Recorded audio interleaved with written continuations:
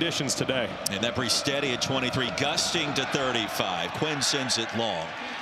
And a wind-aided kick, 5 yards deep.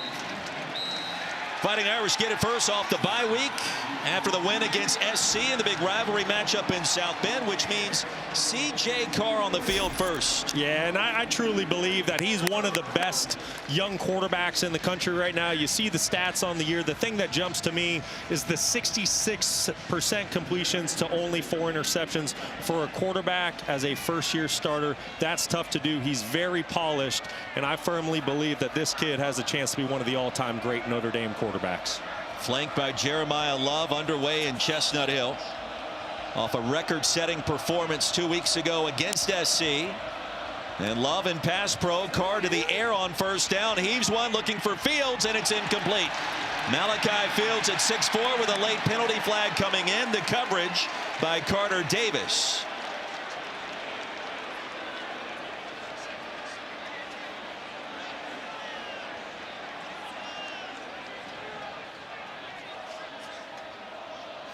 John Noley, our referee. Pass interference. Defense, number 7. 15-yard penalty and an automatic first down. Well, the redshirt sophomore out of Baltimore, Carter Davis, has played some corner and safety, Brock. Look how low the defensive backs are pre-snap. Everybody is within 10 yards for Boston College. They have to sell out to stop the run against Notre Dame today. I had a feeling Notre Dame might try to take a shot early on to soften up that coverage. Play action. Carr wants to go deep again. He'll be flush. Patient pressure on the move, and the pass sails out of bounds, incomplete. Love in the area.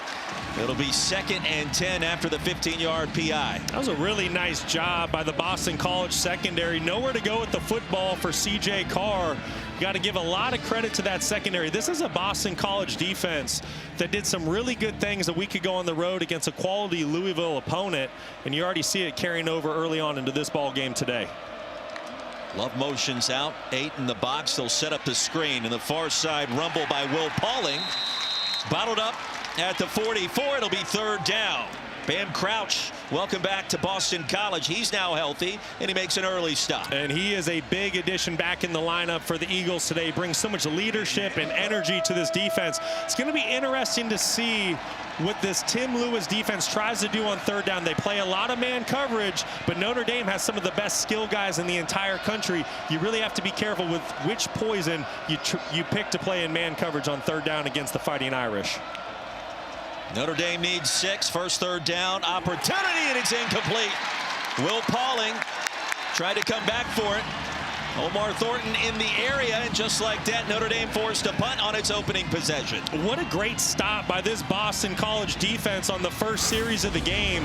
You know, you had to wonder, how was Notre Dame going to come off the bye week? They had such an emotional victory 2 weeks ago against their rival USC.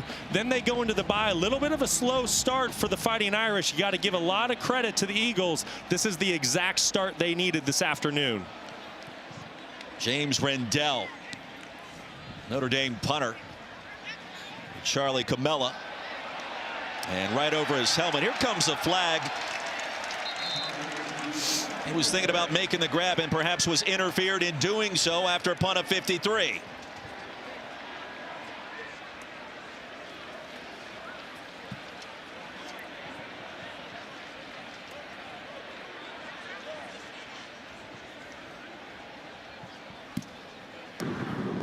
Kick catch interference. Kicking team. 15-yard penalty. First down. Boston College. Marcus Freeman didn't like his special teams performance in that sequence, Brock. Yeah, not a great start for the Fighting Irish. A little bit of sleep at the wheel. I just mentioned it. You know, how do you respond coming out of a bye week? You had an emotional victory just a couple weeks ago. But this is the exact start Boston College was hoping for. They needed to get momentum on their side early, and that's exactly where they sit right now. Starting quarterback for the Eagles today, Dylan Lonergan. 7th start of this season, and the handoff to Turbo Richard, who's now healthy. Injured his shoulder way back 2.5 weeks ago on the stop by Jared Dawson. He's going to lose 2 yards, Brock. And it's going to be a really tough deal for BC trying to run the football against Notre Dame today. One of the best rush defenses in America. But you said it, Dylan Lonergan back in the lineup. You see the stats, 9 touchdowns to 3 interceptions. The thing that you have to know about that, 8 of those 9 interceptions came in weeks 1 and 2. And then he kind of hit a bit of a lull, was benched for a minute, but he's back in the lineup after being on the bench the previous 2 games. On second down, Lonergan was hammered. He got rid of it quickly. Jaden Skeet now healthy for BC as well. So the Eagles, Brock, get Jaden Skeet, Turbo Richard, and a new starting quarterback back in Lonergan. Well, the pressure with Jared Dawson coming in was significant. It's 3rd and 12. Couple key players back in the lineup for Boston College, but this isn't the start you want. If you're Boston College, you can't be one-dimensional. You have to find a way to get some ground game on 1st and 2nd down to make it 3rd and manageable. This is a really tough down and distance for your first 3rd down of the game. Notre Dame showing pressure. Richard lines up in pass pro. He'll help his quarterback out. Nearly intercepted. Tay Johnson was there. He would love to have that one back, but he bats it away to force the 3 and out. Now Jane Osbury applying the pressure, and Lonergan felt it. Well, Tay Johnson, the true freshman free safety, number 9, you see right there on their screen, does an excellent job in zone coverage of just reading the quarterback's eyes. The quarterback, Lonergan, takes him right underneath this route. Probably should have intercepted that, but nevertheless, Tay Johnson, somebody who's getting better and better every single week that he plays. Just a true freshman coming up with a big play on 3rd down. Jordan Faison back deep to receive this punt from Florio. Into the sunshine. And the fair catch made at the 30. After a punt of 42, Notre Dame gets it back in 2nd possession on this Saturday. Coming up.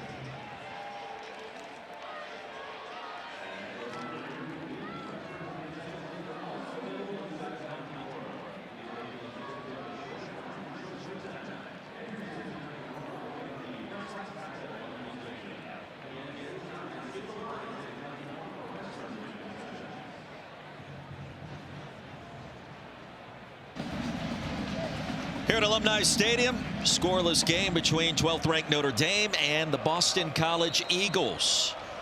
Brock Osweiler, Roy Philpott, Stormy Bonantoni. Chilly afternoon. Fighting Irish get it back, their 2nd possession. Jeremiyah Love will test the right edge, and nothing doing. Stacked up at the line of scrimmage and driven down there. Omar Thornton Full head of steam that time, Brock. Boy, I tell you what, Roy, this BC Eagles defense, they've come to play today. Really impressed with what they're doing early on. This front seems to be playing inspired football. I see some pads raising up on that Notre Dame offensive line. That means this defensive line is getting under pads.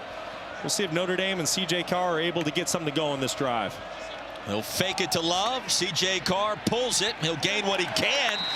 And a tough collision after a 3-yard pickup. KP Price met him right there. It'll be third down. Well, and you're starting to get the sense that this is a pretty big third down for the Fighting Irish. You're coming out of a bye. You're trying to get back into rhythm early on. This is a 1-7 Boston College football team you don't want to give any hope to. Keep an eye at the bottom of your screen. Jordan Faison, the junior wide receiver. In moments like this, C.J. Carr typically looks his way. Wearing number 6 again. The Fighting Irish movement. The offensive line. They're going to back him up 5. Ball start. Offense, number 64. 5-yard penalty. Third down. It's the center, Joe Otting. Played pretty well in that win against the Trojans. He really did, and that was his first career start against USC 2 weeks ago. He's filling in for the injured Ashton Craig. Phenomenal player for the Fighting Irish. And also at left guard, you have Sullivan Absher making his first career start for the injured Billy Schroth. 6 in the box. He'll bring some heat. Carr. Pass will be grabbed at the 44. Raritan, the tight end, and Eli picks up the first, a gain of 15. Well, this is going to be a really fun matchup to keep your eye on today. Raritan versus KP Price, 2 really good players. Boston College, they play a ton of man-to-man coverage. Great job of C.J. Carr taking advantage, hitting his big tight end. His 22nd grab of the season. Picks up the first on 3rd and long. Carr, the hesitation. And towards the 40, corralled quickly by Will Pauling, a gain of 17, and into plus territory for the first time. And that's all it takes for this Fighting Irish offense. Just a couple plays to get into rhythm, and you have to give Boston College credit. They're doing a good job slowing down the run, but if you're going to play man coverage, C.J. Carr has so many weapons at his disposal. Right now, he's taking advantage of those matchups on the perimeter. And Anthony Knapp, an incredible block against Q Hutchins to help spring Carr for an extra half second. And the Fighting Irish in business on possession number 2, ranked 12th. And with their eyes on the grand prize at the very end, the college football playoff once again. Backside pressure on the way. Carr heaves it deep and incomplete. Jordan Faison with a diving attempt. Omarion Davis in coverage. And he was a long ways from home. The pass just past the outstretched arms of Jordan Faison. Yeah, and this is really just a quarterback wide receiver. They're not on the same page. You can tell Faison was going to try to sit down in the zone hole, and then he sees his quarterback trying to throw that go ball deep, tries to get on his horse and get underneath that football. Got to give a lot of credit to Boston College right now. They're presenting some defensive looks that I think are causing some hesitation at the quarterback position. On 2nd and 10, into the flats, Jeremiyah Love eases down, spins ahead. And a 1-yard pickup initially. Thornton, another tackle. He's been active to start this game. This is a big moment for C.J. Carr here on 3rd down. Can you get yourself into field goal range? In moments like this as a young quarterback, maybe it's not necessarily thinking, all right, I have to get a first down here. But can I just find a quick completion to either make it 4th and short where my coach wants to go for it, or at least give my field goal kicker an opportunity at points early on in the ball game? 3rd down and 9, 5 minutes in. And Love with a handoff to the perimeter. Easing his way through traffic. And brought down inside the 34 by Quan Williams. So a 5-yard pickup. Fighting Irish 6 of 16 on 4th down this season, Brock. And let's see. Well, and as soon as you see that football go to Jeremiyah Love on 3rd down, it makes you think, okay, Marcus Freeman's willing to go for it here on 4th down. Now the question is, C.J. Carr, you have to find the man-to-man matchup that you want to exploit. Last 3rd down, he went to tight end Eli Raritan. He's in the slot at the bottom of your screen. On 4th down, first big play of this one, broken up, and the linebacker eased over Omar Thornton, and a fingertip on the pigskin will thwart that Notre Dame possession. That was an excellent play by Owen McGowan, number 33. Keep an eye on the left side of your screen. He's reading the quarterback's eyes. It's man coverage outside, but McGowan does a phenomenal job of pushing through the tight end and getting out to that slot slant window and getting a hand on that football. Fifth-year senior Owen McGowan, starting linebacker, play caller Tim Lewis, and C.J. Carr on the sidelines. And BC gets another stop and an early check mark on those two Notre Dame possessions. Turbo Richard inserted back into the starting lineup again, and a short pickup on first down. I love what offensive coordinator Will Lawing is doing right now early in the game for Boston College. He's trying to establish a run. This is now the second time on first down where he elects to go with the run. He knows he cannot be one-dimensional against this great Notre Dame defense, so he's trying to get a sense to establish the run. But I do ultimately think that Dylan Lonergan is going to need to make some plays on the perimeter with his arm if they're going to hang with Notre Dame today. Lonergan sensing the pressure, escapes to the 40. It'll be third down from there.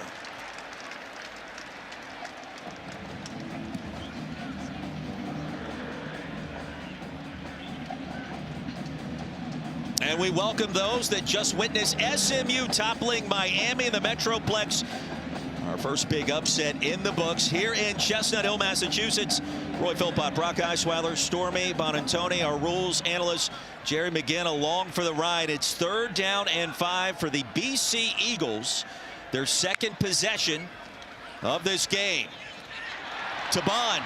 Keeps his balance, picks up the first down, and Lewis Bond, one of the top wide receivers in Boston College history, has the Eagles in business, a gain of 13. Well, I really like this play call by offensive coordinator Will Lawing. He knows Notre Dame's going to play man coverage. So as Bond comes over here, there's going to be a natural pick with the defender that you're going to see to the flat. You're going to see 15 coming across the screen, just bumps into the defender. Notre Dame tries to pass that off.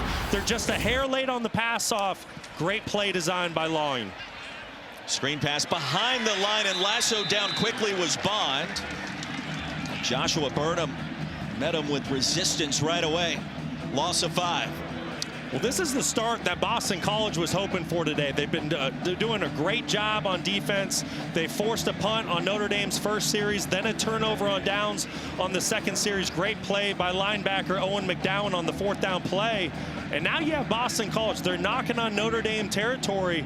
We'll see if Dylan Lonergan, who's now back in at quarterback after sitting out the previous 2 games, can spark this offense on this drive. Yeah, it was Grayson James the last 2 weeks, and now it's Lonergan, the Alabama transfer, who got the start. Second possession for BC. They'll send the screen to Turbo Richard. Dragging a defender back into plus territory. He'll make something out of nothing. Third down and respectable back into Notre Dame territory. Jalen Stroman went for a ride for a moment. Well, and speaking of people back in the lineup, for Boston College to get running back Turbo Richard is huge. He missed the Louisville game last week due to injury, but to have him back between what he can do on the ground, and you just saw there in the pass game, that's a key addition back in the lineup for the Eagles.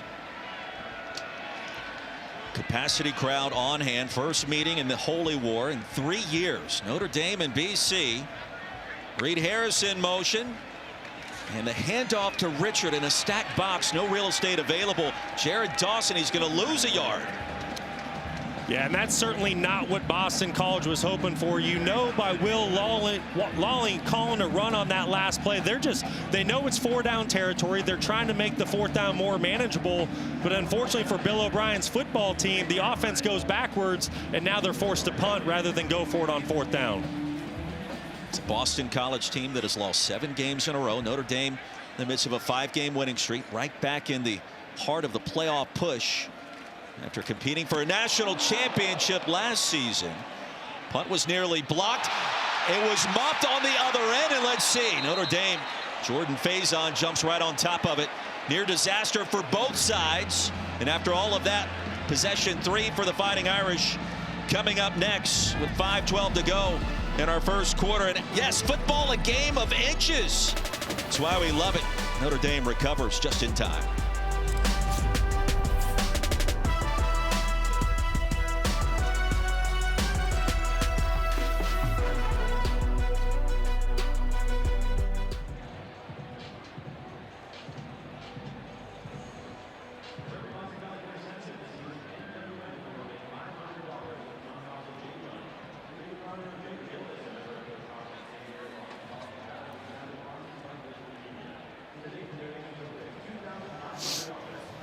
Well, goofy start. Yes. Jip, then this, then that. Yeah. Hey, Jerry, can you hear us okay? Yes, I can. Good to be back. Sound great, guys. Yeah, appreciate you. So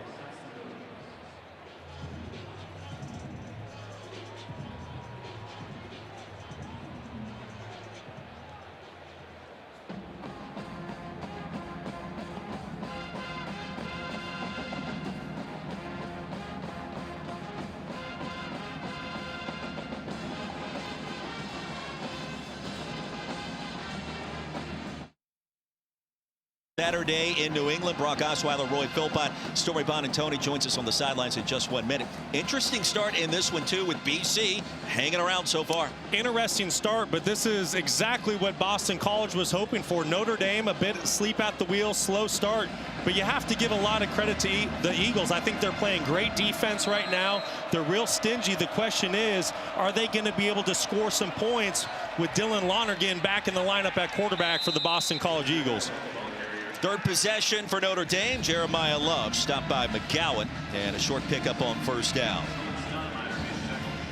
So on a day that we have already seen SMU topple Miami 1 week after the Mustangs lost at Wake Forest on a buzzer-beating field goal, anything is possible, and it tends to get pretty chaotic this month when it comes to college football. BC will stack the box. Carr wants to throw it, and the freshman signal caller will step up. Plenty of green in front of him.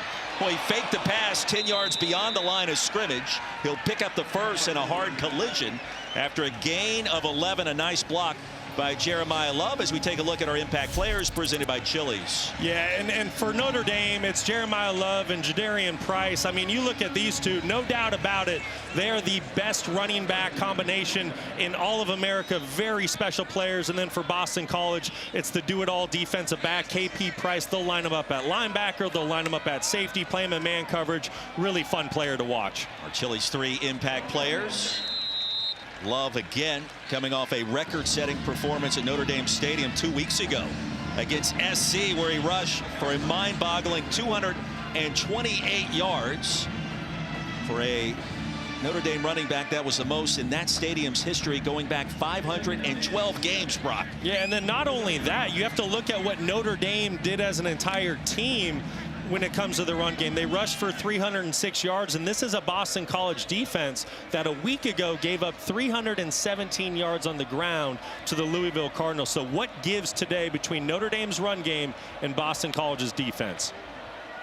Power formation. Love tries to get to the edge, spins away from one tackler, and not the next. Brought down at the 34. Stormy. And Roy, usually for opposing run defenses, there is no reprieve or room for error with those two backs, as you guys mentioned. And Boston College defensive coordinator Tim Lewis told us those two are just different, especially when it comes to their speed. He said with Love, it's patience and speed. With Price, it's power and speed. But regardless of who's out there, they got to get everybody involved to keep those two at bay.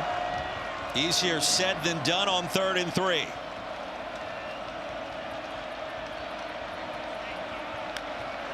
Pauling in motion.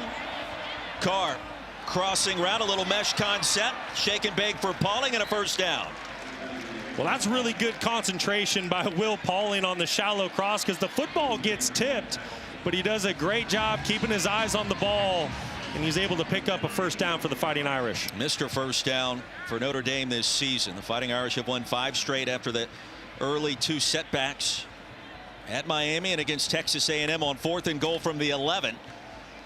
Love, full head of steam, lowers the boom and across the 45. Thornton on the wrong end of that collision, a 4-yard pickup. Well, and that's something that Jeremiyah Love does. You know, everybody sees the big explosive plays, but he's also a physical back. He's willing to lower that shoulder and, as you said, bring the boom to the defender. He doesn't shy away from contact. A true home run threat, one of the best running backs in the land, according to Mel Kiper Jr. And Price pretty good as well. Carr loads one up deep, and there it goes. Picked off, intercepted. Isaiah Ferris, like a center fielder, hauls it in. Was trying to spot KK Smith. There is a penalty flag down to the 30 after the 22-yard return on the interception.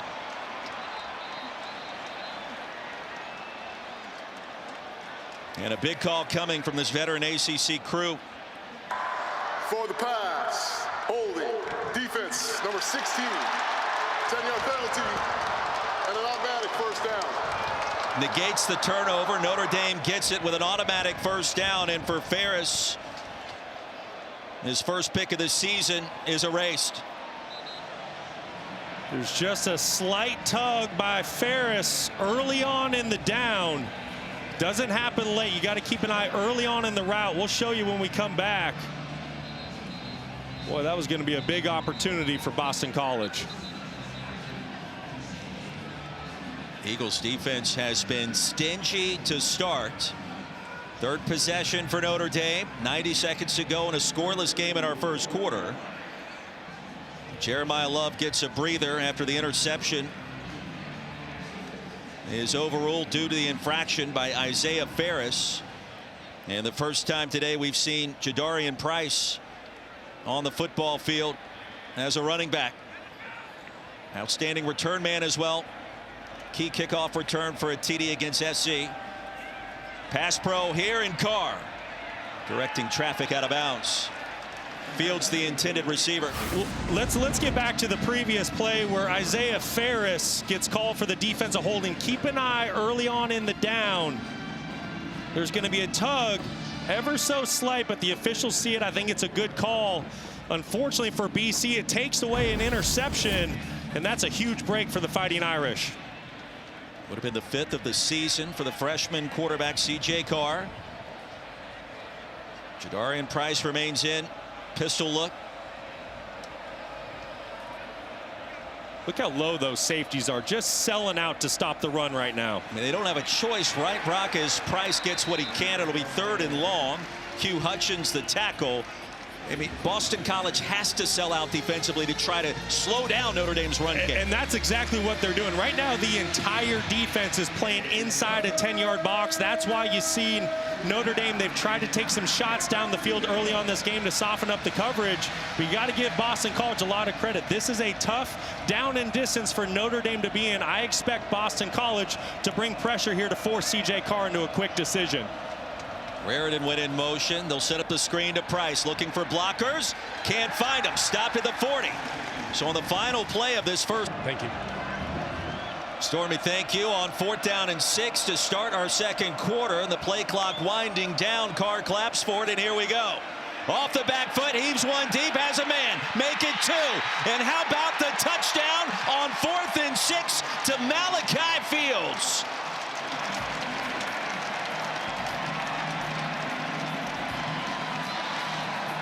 Third grab of the season, reaching the end zone for the UVA transfer. Well, who did Mike Denbrock say that the Fighting Irish need to get going to us last night in production meetings? They said, we need to get the football to Malachi Fields. He's too big, he's too talented, and that's exactly what the Irish do to get on the board first today. Now, just the second time this season Notre Dame was held scoreless in the first quarter. The previous occasion in that loss to Miami, and the kicking woes continue.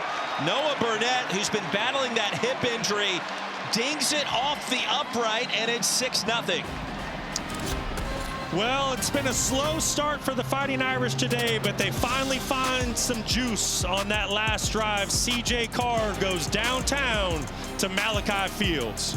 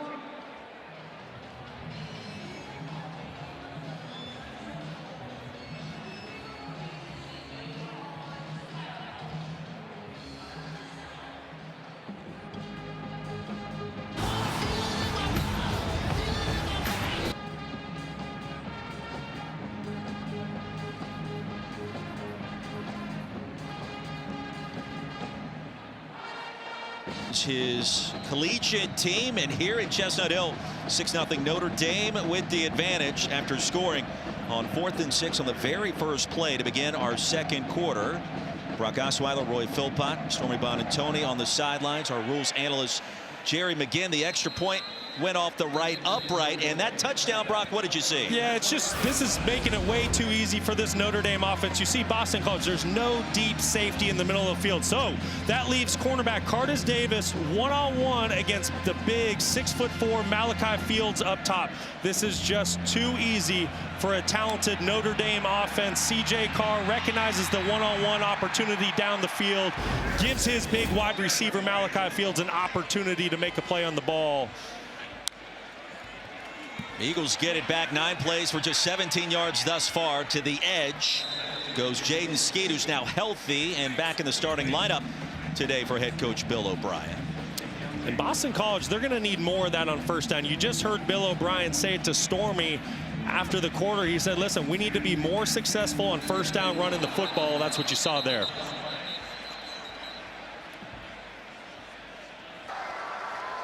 False start. Offense. The line was not set for 1 full second. 5-yard penalty. Second down. Jordan McDonald in at running back for Bill O'Brien. And an important drive, to say the least. Notre Dame coming in as a heavy favorite, off to a slow start after the bye week. 2nd down and 9.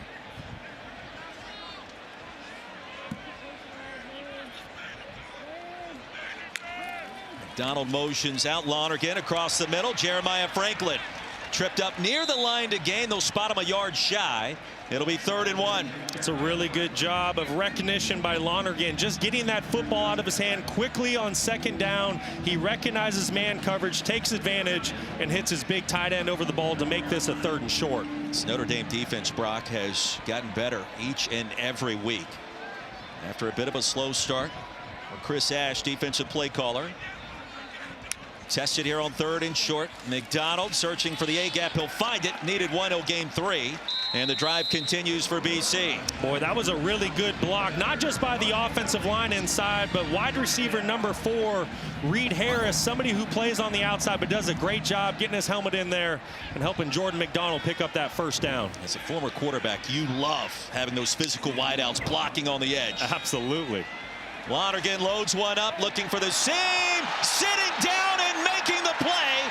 Back at the 38, intercepted by Tay Johnson. Look at what he found. Timeout on the field. Second pick of the season for the freshman out of Fort Wayne, Indiana. Well, that is an excellent play by both safeties. Number 8, Adon Shuler gets his hand on the football, and then his counterpart, Tay Johnson, does the rest. Great job by Notre Dame getting the football back for their offense.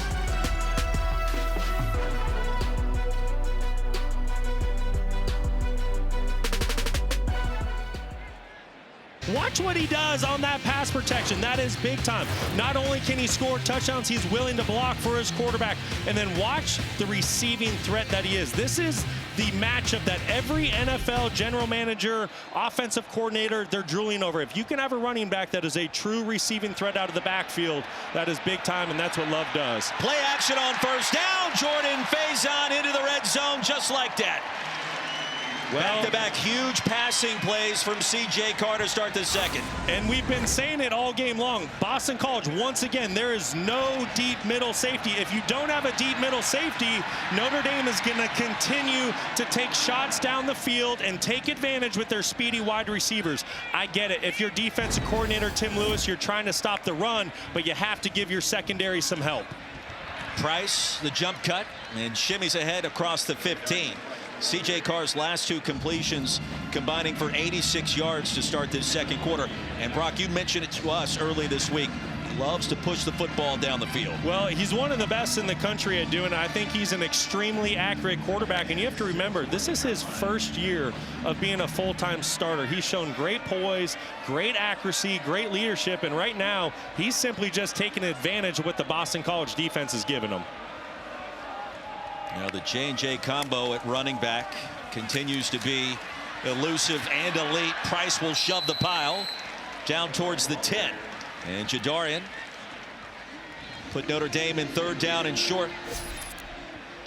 Well, and that's what makes this Notre Dame offense so difficult to stop. You're seeing it right now. It's not like you just have to stop Jeremiyah Love, but then you also have to stop Price on the ground, and he's a physical, electric back. And then you see the weapons on the outside that Notre Dame has. This is a complete offense. When we talked to Notre Dame last night, they truly believe that the only team that can stop them is Notre Dame themselves. Now you listen to Coach Saban on game day this morning. He called the Fighting Irish one of his top 5 teams in the land. A spin by Price. It'll be 1st down and goal from the 6. And it feels like that. The eye test when you turn on the film after 2 early losses. This is a team that certainly believes it's capable of making a deep run to the college football playoff. And the resume is trying to get there. And I completely agree with Coach Saban. You look at what the Fighting Irish have done this year. Yes, they lost week 1 and they lost week 2. But who did they lose to? A good Miami ball club, a good Texas A&M ball club by a combined 4 points. So this is a Fighting Irish football team that is just a couple plays away from being undefeated. But as they head down the stretch, there's a couple things they need to clean up, red zone being one of them. We saw the playoff percentages. Price a stutter step. Stood up and the ball flies out. It came out late. And now there's a rumble on the turf to try to pick it up. It was ripped out of there as Price tried to strive ahead. And BC says they have it, and they do. Wow. Wow, what a play by Isaiah Ferris and Omar Thornton, defensive backs for Boston College, getting in there, causing the forced fumble. If Boston College is going to pull off the massive upset today, they're going to need more plays like this. Great job by the Eagles. Lonergan when we come back.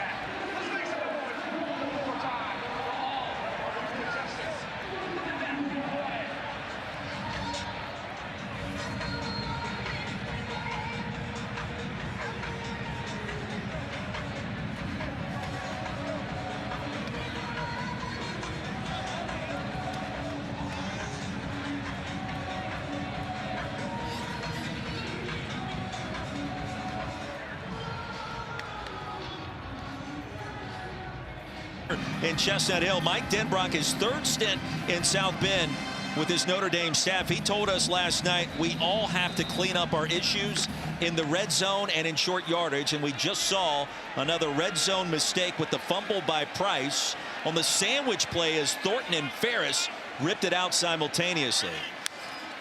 Grayson James in at quarterback.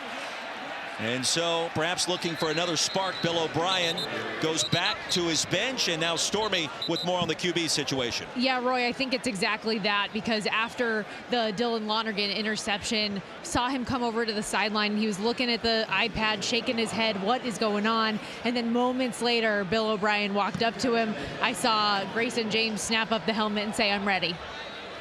You have to feel for the kid. He's given so much to this program. Dylan Lonergan, he had such a hot start to the year. You got to think it's an emotional roller coaster ride for him. Unfortunately, just hasn't played great as of late, and that's why Grayson James is in the ball game. On the slant, a first down for BC and a gain of 12. The grab by Lewis Bond. And Grayson James, the passing numbers only tell part of the story. On the ground, there's a different element to this BC attack. That's exactly right, Roy. And he's really created a spark for this Boston College offense, and it's with his legs. Anytime your quarterback is able to run the football, it makes it so much more difficult for a defense to defend you, and that's something and an element of Grayson James's game. Now, Lewis Bond just checked out, appeared to be banged up for BC. Leading receiver, Turbo Richard, a nice cut. And brilliant execution across the 20. And a gain of 5 for the Eagles. And it's even like a simple play like that. You see the backside defensive end who needs to make that tackle on the running back. He has to hesitate just a second to make sure that the quarterback doesn't have the football in his hands on a bootleg. Richard straight ahead, so clearly a spark with James and Richard. Turbo Richard, the shoulder injury against UConn more than 2 weeks ago. And watching him in pregame warmups, you could tell there's a different burst and a different level of speed compared to Jordan McDonald. It'll be third down and inches. Yeah, and I think Jordan McDonald did a great job the last 2 weeks, really kind of filling in as the starting running back. Very productive on the ground. But when you get Turbo Richard back in the backfield, there's just a different element. He's got a thick lower body. He's tough. He's physical. He can catch the football out of the backfield. Really good to have him back in the lineup if you're a Boston College fan. A big play, third and short, nearly halfway home in our second quarter. Richard weaving his way through traffic. That'll be enough for a first down across the 30. Well, Boston College is starting to get a little bit of momentum, but I want to point out Reed Harris, the wide receiver. This is a wide receiver, and watch the block that he delivers for Turbo Richard on the edge. This is the second time he has done this game to help his Boston College offense get a first down. Listen, he's a big-time player at 6'5", 217 pounds. He does it all for this Eagles offense. Richard will be the lead blocker for James, and James will get what he can. Gain of nearly 2 on first down. And you heard from Bill O'Brien at the end of the quarter, we got to be better on first down. And part of that is avoiding negative plays and finding a way to get a couple of yards where you can. Yeah, and it goes back to what I just said. It's the quarterback run, and we're seeing that out of Grayson James right now. He brings an added element to this Eagles offense, and it makes it that much more difficult for Notre Dame to defend. Think about Notre Dame's defense. They didn't know if they were playing James or Lonergan today, so there's probably 2 game plans in defensively, and now they're having to adjust on the fly. Bond back on the field in motion. He'll try to block for Turbo, and he's stacked up. And a loss of yards behind the 30. And trucking in is Viliamu-Asa. Here comes the flag.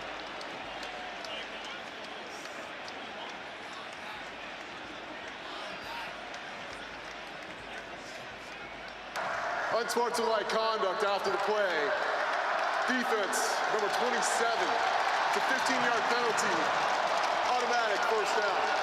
Viliamu-Asa, the guilty party, the unsportsmanlike conduct, his first infraction of that nature. Well, he just made a great play defensively for his team.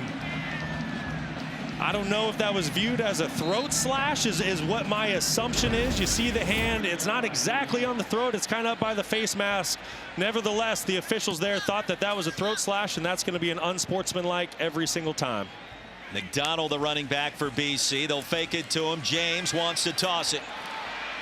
And floats it out of bounds towards the BC sideline. It'll be 2nd and 10. And what did we constantly hear last night when we met with the Notre Dame staff? Whether we were talking to Marcus Freeman, Mike Denbrock, or Chris Ash, they all basically said the same thing.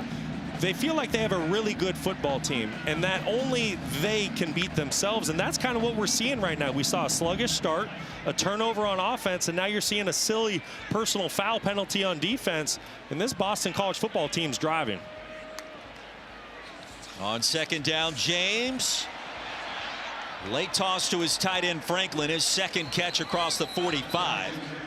He'll give him forward progress to the 47. It'll be 3rd down there after a 4-yard gain. Well, Marcus Freeman also understands that this is a rivalry, and he knew that BC would show up today. The question is, how quickly could Notre Dame get out to a fast start? And up front, the injury. Jude Bowery, junior out of Germantown, Maryland, requiring assistance to get off the field. It'll be 3rd and 6. Racing in is Pop Side to replace him. All 6'6", 320 pounds of him. Now, if I'm Grayson James on this 3rd down play, my eyes are saying, okay, where's number 15? Where's Leonard Moore? Because wherever Leonard Moore is on the field, and right now he's on your screen to the boundary, he's one of the best cover corners in all of America. So I want to work a man-to-man matchup at the top of the screen. James looking towards Skeet off the back foot. There's the seam and a 1st down. Lewis Bond into Notre Dame territory to the 35.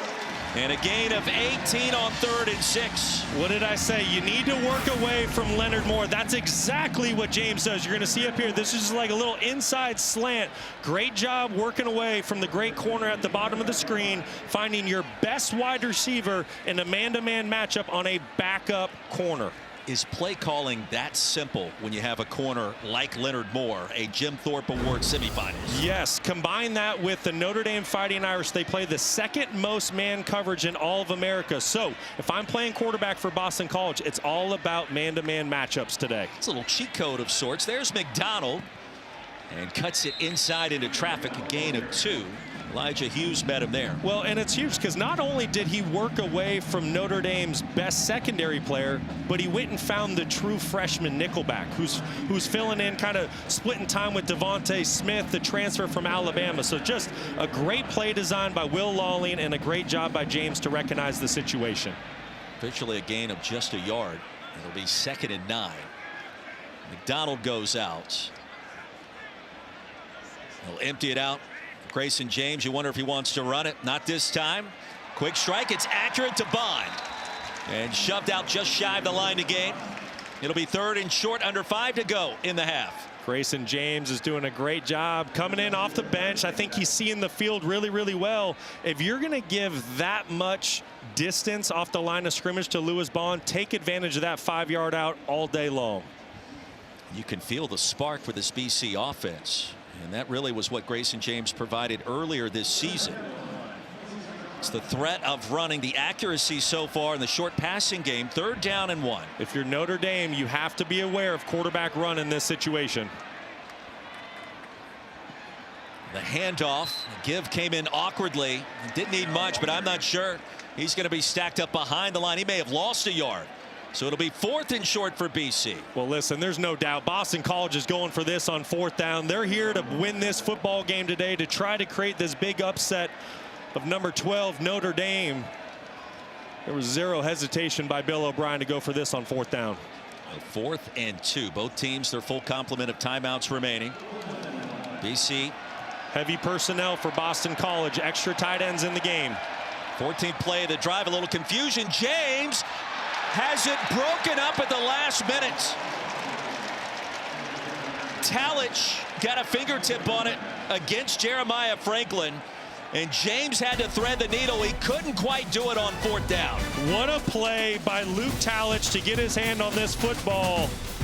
That is a big-time play by the Fighting Irish. Turnover on downs.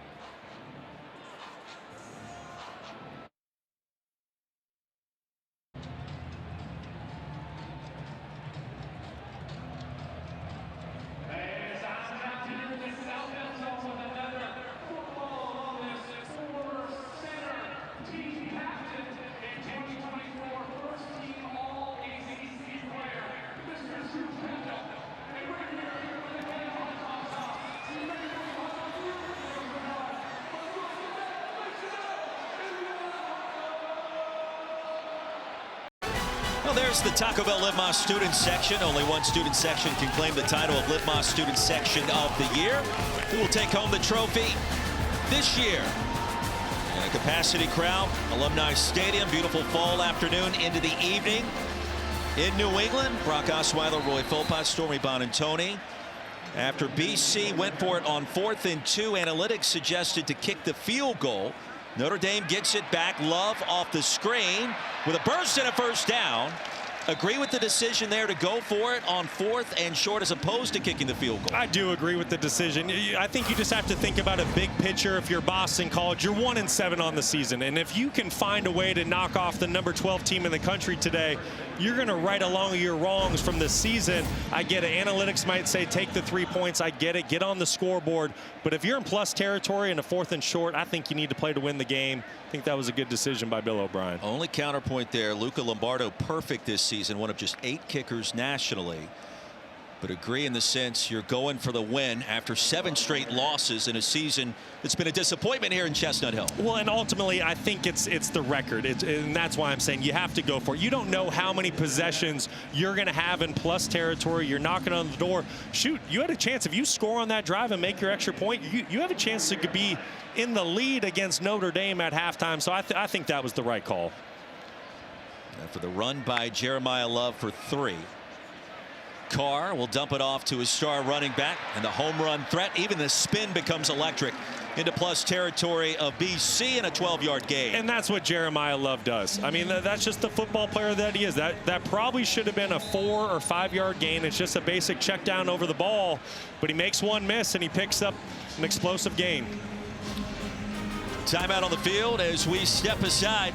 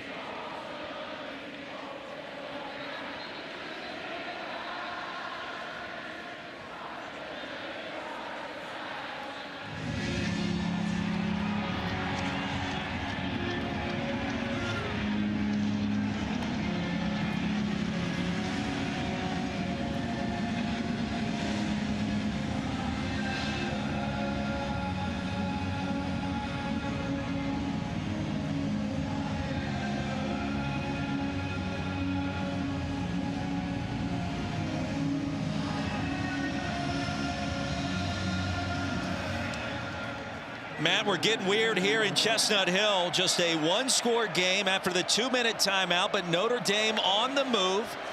And C.J. Carr on first down. Wants it all again. He's got a guy. Pass is caught. Will Pauling. From one score to two, and Notre Dame trying to seize control at the end of the half from 44 yards out.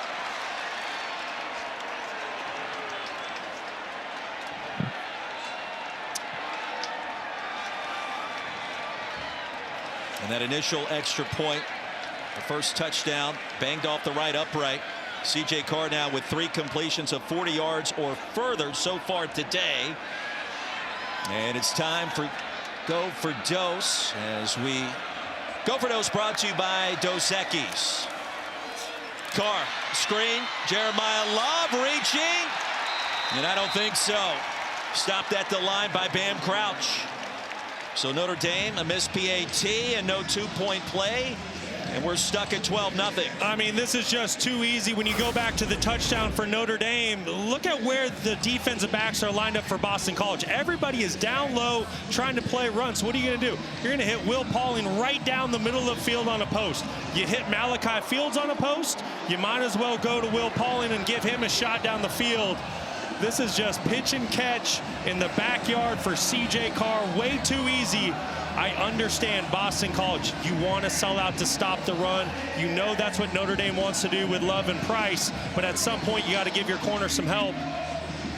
But you got to give BC some credit here. Bam Crouch, #1, back in the lineup, finally back from injury, bringing a little bit of life and energy for this Boston College defense on that 2-point conversion stop. It's been a very uneven first 2 quarters here at Alumni Stadium, and it's the Holy War. It's 2 rivals that haven't met in 3 years. Notre Dame's been the dominant team, of course, recently between these 2 sides. And the Fighting Irish have found a way. A couple of long completions for touchdowns. Jump in front by 12. And for 20 years, Allstate has celebrated every field goal and extra point made at participating universities by donating to the university's athletic scholarship fund, supporting all student athletes. Thank you, Allstate. You know, as we point out that last touchdown for Notre Dame, I do think you need to give a lot of credit to Boston College and what they've done. They've just given up a couple explosive plays in the pass game, but they've done a good job slowing down the run. They've done some good things offensively. They just haven't found the end zone yet. Well, it also feels like a different offense with James as the quarterback. Jaden Skeet, catch #6 this season. We mentioned his return with his great hands back from injury. Roy, you're right about Grayson James. Everything kind of changed momentum-wise for this BC offense once he went in the game. He's doing a really good job dishing the football out right now to the perimeter. Texas native, began his career at FIU, and the 5th-year senior has provided a spark, and a much-needed one for BC's offense.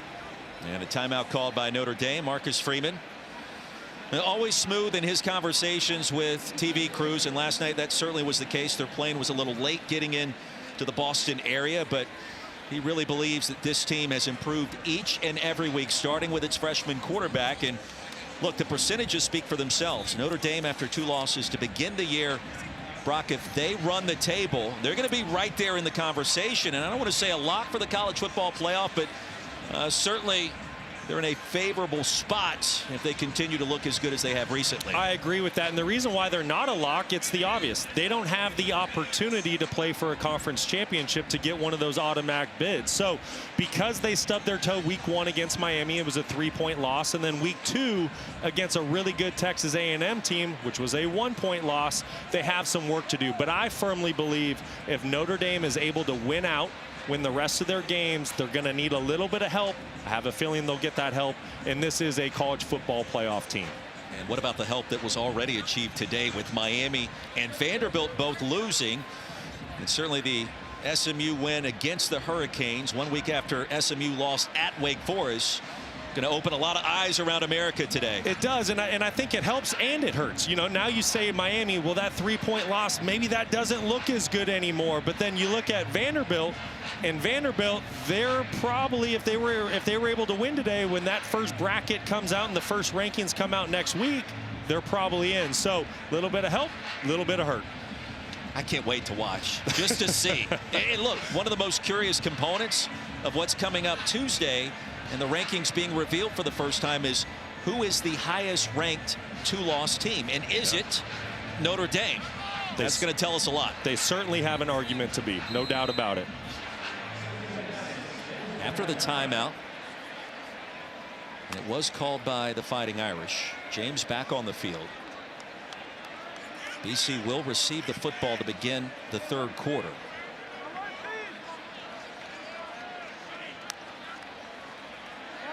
James with time, and now hit on the helmet, and it's going to be brought down to the 20.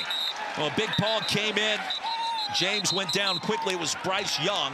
And that's going to be a loss of 8 and a timeout called. And that's just a mistake on Grayson James' behalf. I think his offensive line does a pretty good job for him. There's an inside twist by Notre Dame. You're going to see this inside twist by the defensive tackles. They get some good push. Just really nowhere to go with the football. But this is a moment where James, just throw it away. Find your outlet, check it down to your running back. You see him right in the middle of the screen. Get that football out of your hand, because the one thing you cannot have in a 2-minute drive is a sack. Anytime you have a negative play, it just kills the drive. Now a quick word from Verbo. As your host, I have some rules. First, no showers longer than 5 minutes. This isn't a spa. That's the rule. Meanwhile, at a Verbo, get the vacation you expect, and never a hovering host. 12-0, 1:43 to go. Notre Dame with 1 timeout remaining, and Boston College facing 3rd and 14 deep on its own end of the field. Filiamu-Asa also a part of that last sack of Grayson James. This is a ball hawk secondary, 14 interceptions on the season. Grayson James needs to be smart here, backed up. Big play late in the half. James escapes for a moment against the grain. Pass is caught. That's a first down. Lewis Bond was able to spring free late. And a gain of 22 on 3rd and 14. What a play by Grayson James. When it looked like he's about to be sacked and the drive is over, somehow he gets out of it, keeps his eyes down the field, stays calm, and delivers a strike for a first down. BC, all 3 timeouts remaining. Let's see how aggressive the Eagles want to be. Bond, turn around, and there is the football into Notre Dame territory. Well, James was able to thread the needle before Bond was able to make the cut. Thing I love most about that is the timing of the throw. Grayson James lets go of this football well before Lewis Bond is outside of his break. That's a big league throw and catch by the Eagles. Gain of 16. And Lewis Bond now with 85 yards receiving. Now, if you're Grayson James, you just have to understand, if you can get to roughly the 35-yard line, you're feeling really good about a field goal opportunity here. And with BC getting the ball to start the third quarter, all you want is points on this drive.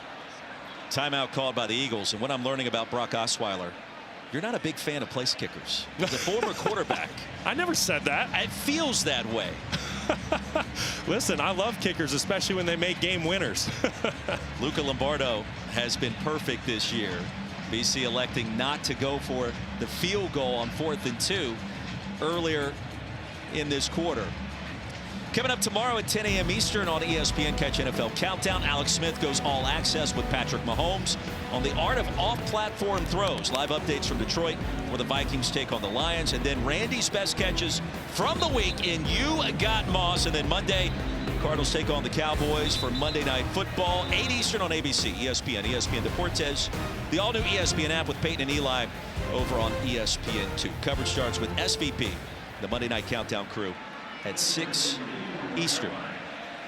If I'm Will Line here, I'm expecting Notre Dame to bring some sort of pressure here to try to knock me out of field goal range. I wouldn't be surprised if Line goes with some sort of quick screen here on first down.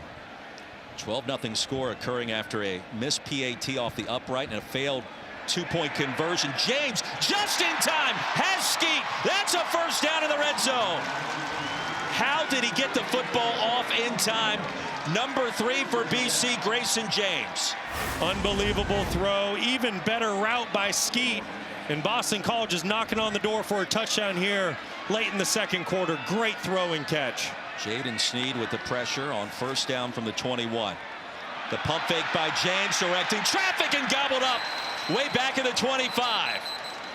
And the sack by Snead. James thought he had some time, a loss of 4. And here's a timeout for the Eagles. That's one thing that James just cannot do. That's Jalen Snead. He's a linebacker, but he's playing the defensive end position, does an excellent job. You're going to see on the edge, getting around the edge. And this is one where Grayson James has to understand. The cavalry's coming. When you get outside this pocket, you better tuck that football and run or throw it away because somebody's coming from your backside. Great job by Jalen Snead to track him down. Such a different feel offensively with Grayson James working against this vicious Notre Dame defense that with Chris Ash calling the plays, this unit has gotten better for Marcus Freeman's team. Feels like most weeks, the back half of this schedule in October. And let's see what happens now in 2nd and long. If you're James, I think you just need to be smart. You already have a banged up offensive line. You have a couple backups playing today. This is a really good Notre Dame defensive front. You have to have an internal clock. You have to know when that defensive line is going to get to you. You cannot afford to take a sack in this moment. You have a field goal in your back pocket. Bond motions out one of the top receivers in BC history. Pressure. He'll float it the other way. Man-to-man coverage. There's a flag, and there's a catch for Reed Harris. It's a touchdown for BC, and the Eagles back in it here at the end of the half. It was pass interference. Defense number 15. Penalties decline. Result of the play is a touchdown. Against one of the top cornerbacks in America, and Reed Harris made Leonard Moore pay. Boy, do we have a ball game here this afternoon. Reed Harris, the 6'5" wide receiver out of Great Falls, Montana, making arguably one of the biggest plays for this Boston College offense all season long. You said it, Roy. He was working on Leonard Moore, who we all know is one of the best cover corners in the entire country. Lombardo's extra point. He remains perfect. You mentioned earlier this week, Harris loves to block. How about the pass, the reception, and the touchdown there? I mean, there's nothing special to the play design. This is just a basic go route outside by Reed Harris. I like the tight split to save the wide receiver some space out to the boundary. But this is just a one-on-one matchup. Who wants it more? Reed Harris does an excellent job of using all 217 pounds of his frame to work through that contact. You see the concentration on the football, and that is a big league play for the wide receiver out of the great state of Montana. Will be enforced on the kickoff. After the PAT, unsportsmanlike conduct penalty called against BC. They'll apply the 15 yards on the kickoff. And with 22 seconds left, Notre Dame could get decent field position with one timeout to work with as a result of the infraction. So it's going to be that kind of Saturday afternoon in Chestnut Hill. I was just going to say something is brewing here at Alumni Stadium. The energy has shifted. You can feel it.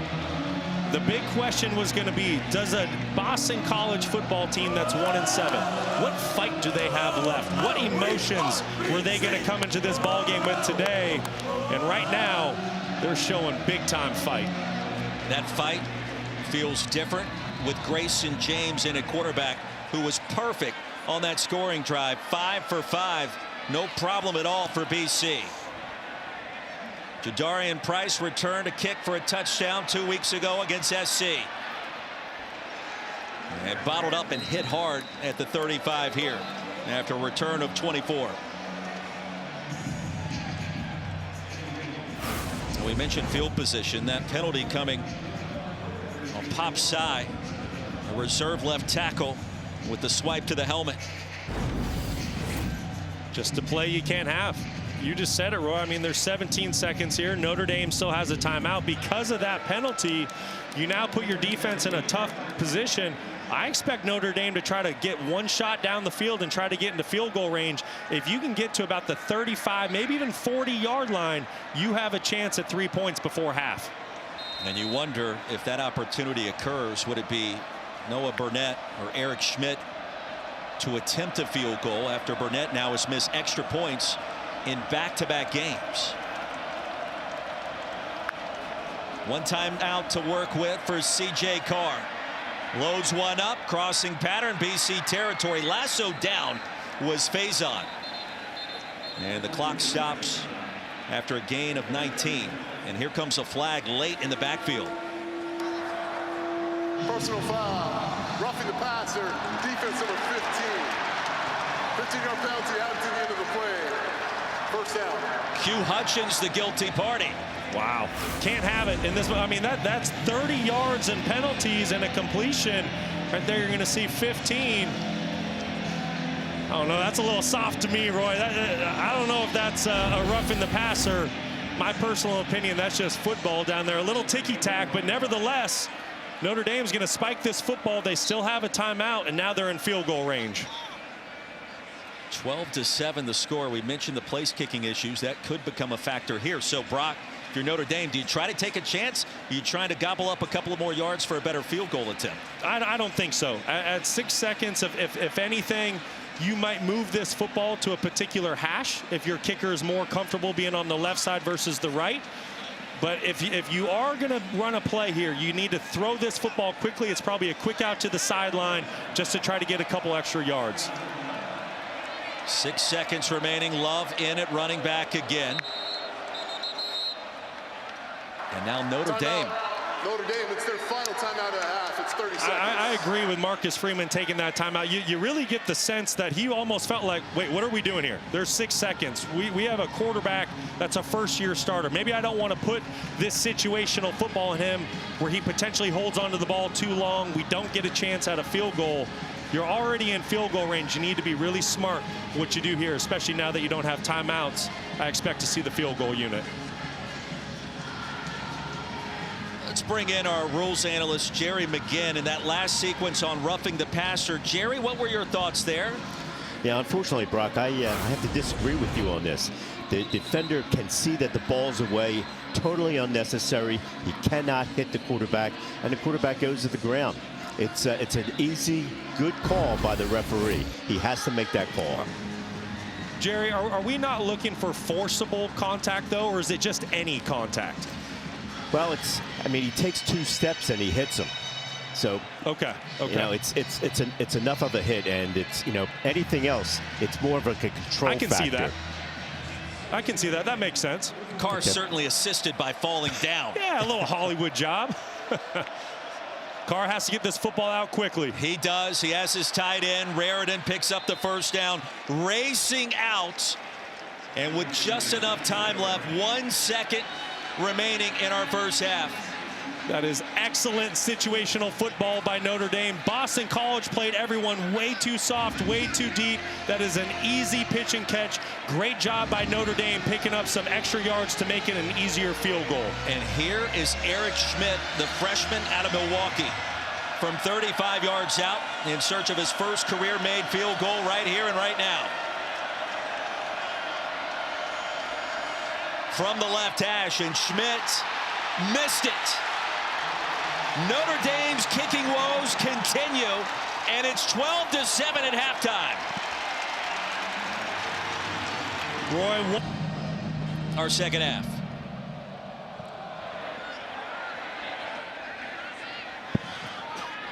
And from the 4, tripped up after a short return. Brock Osweiler, Roy Philpott, Stormy Bonantoni, and what do you make of the first 2 quarters tonight? Well, I'll tell you this much. I don't think anybody saw this coming. A 1-possession game between the number 12 team in the country and a Boston College team that, quite frankly, they were reeling at this time of the year. But I'll say this, Notre Dame, you better be scared. You're fighting for your college football playoff lives right now. You cannot afford another loss. And the way Boston College is playing right now, they've done a great job of keeping Notre Dame's run game in check. And you cannot deny the spark that quarterback Grayson James has created for this Boston College offense. James has been a difference maker. He rolls out to his right, delivers it underneath to his tight end, Jeremiah Franklin, with a quality pickup. Stormy? Well, you mentioned that spark from Grayson James. I asked Boston College head coach Bill O'Brien if there was any hesitation in making that change in the first half, because he was injured coming into today. He's dealing with a hip pointer, and he said there was a question of pulling the trigger, but said he is a tough BC guy, and we're going to ride him all the way through. I also said 5-point game against the number 12 team in the country. What did you say to your team? He said, we're in it. There's 2 halves to every game. Can't let the moment get too big. Got to continue to execute like we're capable. 7-game losing streak after a season-opening victory against Fordham. Notre Dame came into tonight's game as a heavy favorite. It'll be 3rd down and short, opening possession of our 3rd quarter. And so far, so good for the upset-minded Eagles. You got to think Boston College, they're either going to keep the football on the ground with quarterback Grayson James or give it to the big running back Turbo Richard to pick up this 1 yard and keep this drive alive. And you love quarterback run. You're going to hand it off to Richard. And he picks up the 1st down on 3rd and short. Drake Bowen brought him down, a 2-yard pickup. And the drive begins now for BC. You know, I say big running back Turbo Richard, just 5'8", but he's 210 pounds. You look at his legs, they're like tree trunks. He's able to pick up those tough physical yards inside.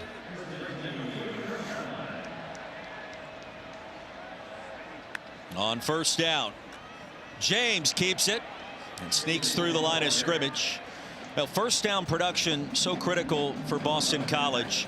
And it's not only sustaining drives, but keeping the football away from C.J. Carr in this big play passing attack. Well, that's exactly right. If you're Boston College, success on 1st and 2nd down is critical, because this is one of the best defensive units in the country right now when you look at stopping the run. So for Boston College to be able to get 3 to 4 yards on 1st and 2nd down, that is very critical to make it 3rd and manageable and keep drives alive. Against 4-man pressure, blitz is picked up. Slant pattern. Grabbed by Skeet in traffic, and across the 35. He'll pick up 1 more there for gain of 4. It's 3rd down. Skeet was somebody that this Boston College football team really excited to have him back in the lineup. He's been injured the last couple weeks, and he's made his impact felt here tonight. This is a Notre Dame defense. This is when they need to stand tall and strong. I just talked about it. They're a very talented unit. They have a great secondary. They need to get off the field here, because right now Boston College has a lot of belief that they can hang with the number 12 team in the country. Here comes pressure. James into the flats, wide open. Chazinski with his first grab, and the freshman rumbles out of bounds in Notre Dame territory. It's a gain of 21. Well, this is a great play design by offensive coordinator Will Lawling. Here's Chazinski up top. Watch when he motions down. This is man coverage by Notre Dame. Watch the communication amongst the defensive backs. The motion down into the bunch formation causes confusion. You see some palms up by the defensive backs. Anytime you motion down into a bunch or stack, it puts a lot of pressure on a secondary to make the right call and know who you're covering. It's a record-setting performance a week ago for Chazinski against Louisville. 4 grabs, 80 yards, and a touchdown. 8 straight completions now for James. He'll run it. And a gain of 1 on 1st. Chazinski is an emerging weapon and target. Whatever BC quarterback is on the field, and right now it's Grayson James. He should go the distance. You got him and Jeremiah Franklin, 2 jumbo athletes at tight end. Yeah, and Chazinski, he's going to be a fantastic player. Shoot, he already is. The thing I like about him most, it really seems like he understands the little details and the intricacies that it takes to be a great tight end in college football. He's been a lot of fun to watch. It's a touchdown at the end of the half. They got BC back in it. Turbo Richard hit the X button, racing towards the 35. Richard is also a different dimension. That's an 8-yard gain. Different dimension is right. Not only can Turbo Richard pick up yards in between the tackles, but the thing I like about the most is his how you're able to use him out of the backfield in the pass game. He has excellent hands. You saw it on that last play. That's just a basic little swing for a check down, able to pick up 9 yards. It's a quarterback's best friend. 5 minutes in to our 2nd half. Richard into a pile. Let's see where they spot it. BC thinks it's enough for a 1st down. If not, it's 4th and inches. And all the analytics in this situation will point to BC going for it. Bill O'Brien wants to. Well, and you see Chris Ash, the defensive coordinator, he's just been pacing up and down the sideline for the Fighting Irish. He has to wonder, when is his defense going to step up and make a play? This is a Boston College football team that did not come into this football game with a lot of confidence. Right now, they're playing really confident football, and he has the Irish on their heels. Richard, the running back, he'll get the give and pick up the first.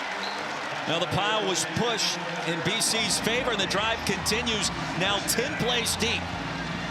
This is really impressive by this Boston College offense. Will Lawing obviously has a great plan with how he wanted to start this second half. You have to give a lot of credit to Grayson James and this offensive line. I think they're really in sync right now and making good decisions. James under control. Crossing pattern, Skeet. Well, James Skeet has also assisted in his return from injury. Now targeted 7 times tonight with 5 catches. Yeah, really talented football player, an upperclassman that brings an element of leadership to this roster. And you see the spark he's brought. This is an offense that looks really good right now. They look in control, and I mentioned it a second ago. They didn't come into this football game with a lot of confidence, but the way that Grayson James is dishing the football around the yard right now, this offense is really clicking. Bond in motion. They'll fake the jet sweep. Come back the other way. Franklin's got it. Close to another BC first down. Well, it's Jeremiah Franklin. It's Kalen Chazinski, the freshman. And the tight end's coming to life again on this drive. Once again, Will Lawing, I think he's calling a really good game. Keep an eye on the tight end left side of your screen. Does a good job of almost like faking like he's going to block. The Notre Dame linebackers lose him because of that, and able to make this a 3rd and short. So BC, they keep picking up these 3rd and shorts with run. They have 2 plays to get 1 yard. Don't be surprised if they take a shot here in the air. Straight ahead, Richard. Instead, right at the line to gain. The Eagles have already gone for it once on 4th down on this drive, and now at 13 plays and counting. This feels like one of those possessions you would see from Navy or Army. It's got that kind of feel to it, chewing up the clock and grinding out yards against Marcus Freeman's team. If I'm Notre Dame, I'm going to bring an all-out pressure here. I want to speed up the clock of this offense. And if I'm Will Lawing, I want to get my quarterback out to the perimeter with a run-throw option here on 4th and short. James, and now Richard, the jump cut, and that's exactly what he needed to do. The drive continues for BC. Tell you what, this Boston College offensive line doing a fantastic job. Big number 65 up front, Logan Taylor, just completely washed the interior of the Notre Dame offensive line down, and Turbo Richard picking up the tough yards inside for a 1st down. Brock, it's hard to fathom what we're witnessing so far tonight. The last meeting between these two was 3 years ago. It was 44-0 in favor of the Fighting Irish. Heavy favorites on the road tonight. It has not transpired the way that many thought that it would. James smacked away, looking for the tight end again. Drake Bowen said not tonight. Chazinski was open by about an inch. You know, and I keep going back to this Boston College offensive line, but you need to give them a ton of credit. We have yet to say Boubacar Traore's name. You know, this is one of the best defensive ends in all of America for the Notre Dame Fighting Irish, and he's yet to be able to affect this football game. I think the offensive tackles are doing a fantastic job. The interior, they're getting push. And right now, you need to give a lot of credit to Boston College. They're really controlling things up front. It's a Fighting Irish defense yielding just 21 points per game this season. Play number 16. James going to be tracked down from behind and fortunate to hold on to the football as he was spun down by Burnham. And Joshua Burnham creates a 3rd down and long situation for this BC offense. Well, and that's what the Notre Dame Fighting Irish are used to. Here's Burnham on the edge and just gets a really good push from the get-go. Gets right into the offensive tackle's chest, spins off of it. And that's exactly what Notre Dame needed so desperately. They needed to create a negative play and get this Boston College offense going backwards. This drive spanning nearly 9 minutes to begin the 3rd quarter. Reed Harris at the top of your screen. He scored the touchdown earlier for Boston College. 3rd and long. James under duress dumps it off. Pass is caught. Franklin's got it. At the 14, it'll be 4th down. If you're Bill O'Brien, what do you do here? I think he's going to go for it. You see a little bit of a conversation, but I like it. When you're 1-7, what do you have to lose? But you have everything to gain. If you're able to knock off the number 12 team in the country today, you know, you're going to right a lot of your wrongs from this season. I like the decision to go for it here on 4th down. Nervous energy on the Notre Dame sideline, and here we go. I like Chudzinski here, the tight end. He's up top, matched up with a freshman safety. Here comes the heat. James scooped up and scooped down. Here comes a flag, and hold on. It was Burnham again, and a big call coming from this veteran ACC crew.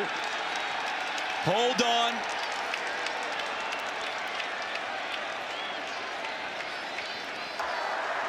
Personal foul. Face mask. Defense number 40.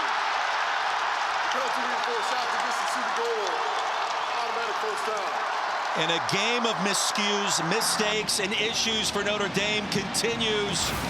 Their own worst enemy so far tonight. Well, right now it's Notre Dame beating Notre Dame. This is Burnham, and he's there for the sack. Notre Dame's about to get the football back. You know, I don't really see a face mask call there, Roy. Burnham, the initial contact, had his hand near the ear hole. No, there's no face mask there. And I agree with you. Oh, what a blow for the Fighting Irish. They're about to get that football back to their offense. Instead, it's 1st and goal, Eagles. Play action, and James sails it out of the end zone. Let's check in with our rules analyst, Jerry McGinn. Jerry, what did you see? I believe the center judge saw the defender grab the inside of the back of the helmet. It's really tough to see, but it wasn't on the face. It was probably on the back of the helmet, inside of the helmet. Are you not allowed to grab the back of that inside part of the helmet, Jerry? No, you cannot go inside of the helmet. Okay. Cannot grab any place inside the helmet. 2nd down and goal. Bang, bang play on 4th down. The penalty creates a 1st down for BC, and new life again. James wants to run it. Notre Dame ready and waiting. 3rd down and goal from the 8. What a huge 3rd down here. Boston College knocking on the door, trying to take the lead. Notre Dame just a couple plays ago thinking they're about to get off the field. Instead, they're on their heels. Who can make a big play for this Fighting Irish defense? Is it Trey Orey? Is it Leonard Moore? Who can step up here? Because right now, Boston College has you reeling. 20th play of the possession. 11 minutes in. 3rd and goal. James floats it, looking for Franklin, and incomplete. He needed perfection on the throw, and Franklin was covered up brilliantly. It'll be 4th and goal. I think that's really good coverage by Luke Talich, the safety. Now, this is a big safety. Normally, you would say, hey, I like a matchup with the tight end on a safety, but Luke Talich, he's 6'4". He actually has the height advantage on Jeremiah Franklin, who's just 6'3". That's a football you'd almost like to see as a back shoulder. Just a ball that was uncatchable for Jeremiah Franklin. Luca Lombardo, one of the top kickers in America, has been perfect this season. And that continues. Center cut, 12-10 after a massive drive by BC.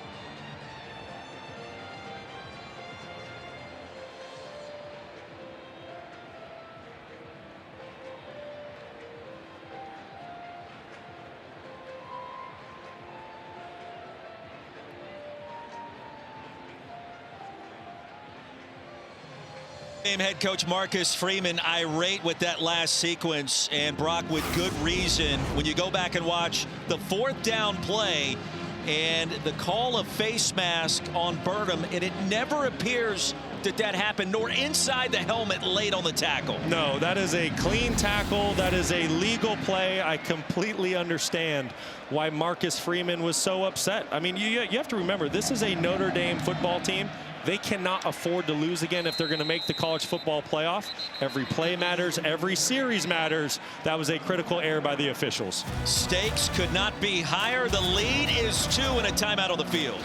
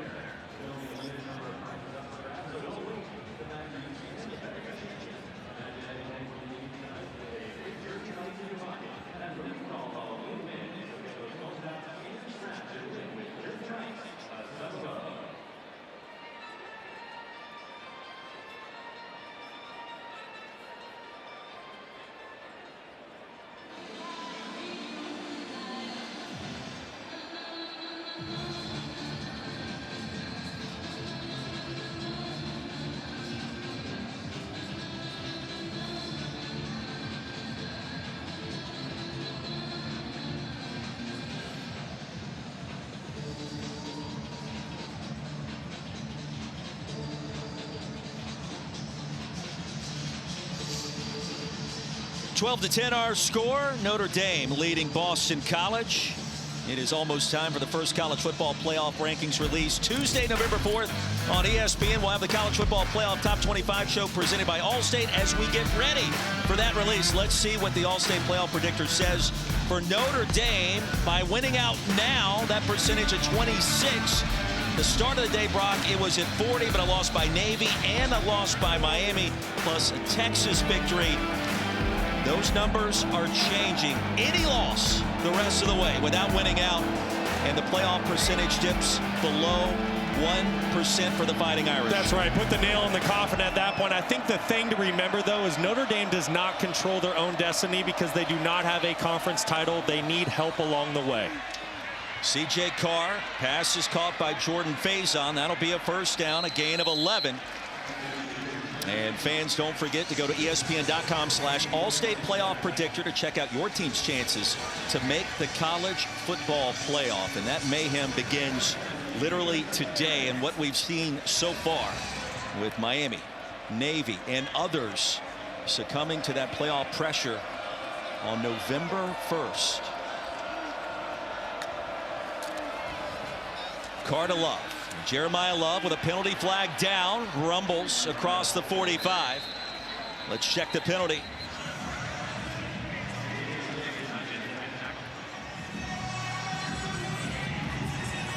Well, that drive by Boston College, reminiscent of what Notre Dame did to Ohio State to start the national championship. Offside defense. Number 46 was lined up in the neutral zone. Penalties decline. Second down. 21 plays yielding the field goal, and certainly for Bill O'Brien's team back in the thick of this Holy War matchup. Fighting Irish have won 9 straight against BC, going all the way back to 2008.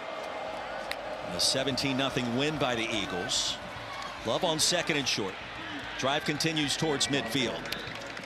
And if I'm a Notre Dame fan, I want to see a really big dose on this drive of Jeremiyah Love and Price, the two-headed monster in the backfield for Notre Dame. They've kind of been pass heavy tonight. I understand why. You get a lot of man coverage. You've had low safeties to stop the run.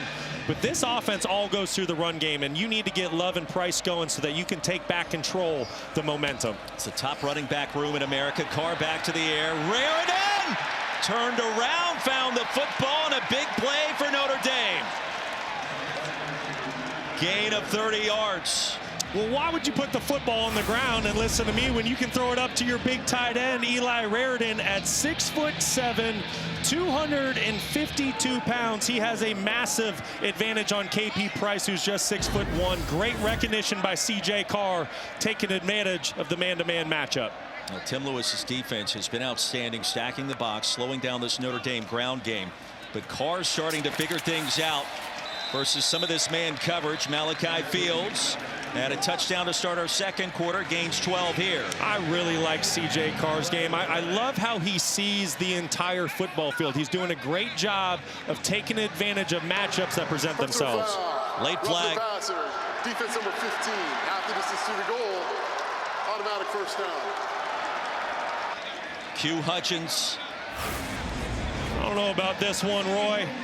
We've had a couple pretty soft roughing the passer. I would love to ask Jerry, our rules analyst, how that's roughing the passer. That's just a guy, to me, playing some football. That's a clean play. First and goal.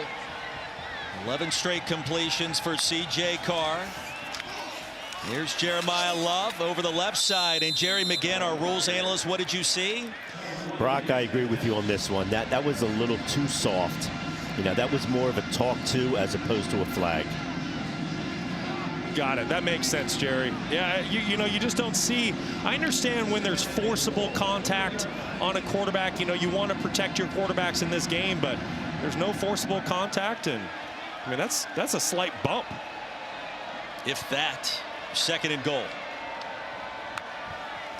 Pauling went in motion. Jeremiyah Love searching for a crease, finds one into the end zone for the Notre Dame touchdown. What a response after the 21-play drive by BC. That is Notre Dame football at its finest. That is how this offense, led by Mike Denbrock, that's how they want to play. Ground and pound, get Love going, get Price going, taking advantage of man-to-man matchups down the field, through the air, pushing the ball down the field to get your chunk plays. That was a fantastic answer by the Fighting Irish. Now the third-string kicker on the field for Notre Dame after Schmidt missed from 35. And Burnett also struggled, and guess what? Unbelievable. Still a one-score affair at 18-10. 3 kickers deep and still without a conversion. But all you need is Jeremiyah Love.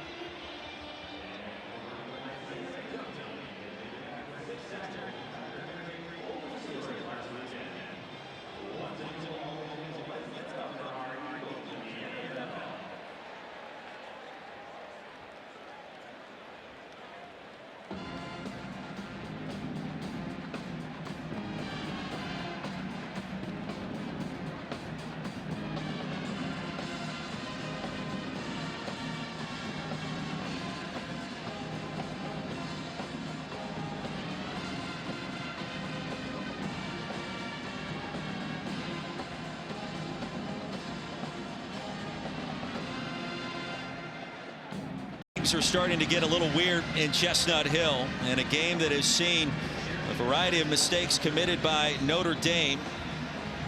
And we've seen 3 different place kickers on the field, and now Eric Schmidt to handle kickoff duties after the missed PAT. And Marcello Diametti moments ago, the 3rd different place kicker for the Fighting Irish. And across the 25 to the 27. Simply put, kicking woes to the 15th power. The missed extra point, 2nd in as many games by Noah Burnett. The field goal off the mark by Eric Schmidt, wide right. And then moments ago, the 3rd different kicker, also wide right for Notre Dame. And if you're Marcus Freeman, you got to be beside yourself, and you see the issues to begin this season now in the month of November. Yeah, you're beside yourself for sure. And then if you're a Notre Dame fan, you're starting to get nervous. You know, you continue to have missed opportunities like this. You let a BC team hang around, it's going to come back to bite you. James heaves one long. Man-to-man coverage, turning around. And incomplete. Reed Harris, the intended target. Leonard Moore able to swat it away. Well, I tell you the thing that Reed Harris did best there. He's the wide receiver that Grayson James is trying to hit down the field. He kind of turns into a defensive back here. Otherwise, Leonard Moore, one of the best cover corners in America, is going to make a play on that football and probably intercept it. That's a heads-up play by Harris, coming back and breaking up that pass. And there was no swatting. That was Harris, like you mentioned, Brock. 2nd down and 10. McDonald motions out. Just the 3rd possession of this 3rd quarter. Lewis Bond ushered out at the 33. Tell you what, Lewis. Turbo Richard motions out, and a big play with contact at the line of scrimmage. And that has been a microcosm of how this game has started tonight. And let's see.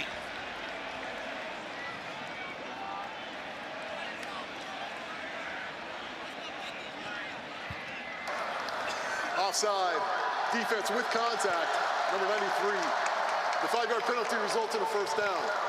That's the big fella up front, Jared Dawson, and you know, you can see the reaction as soon as he bumps the center. He knows he makes a huge mistake here, giving Boston College the cheap 5 yards and ultimately a 1st down to keep the drive alive. Loss. Check that, Dawson on the sideline. 1st down.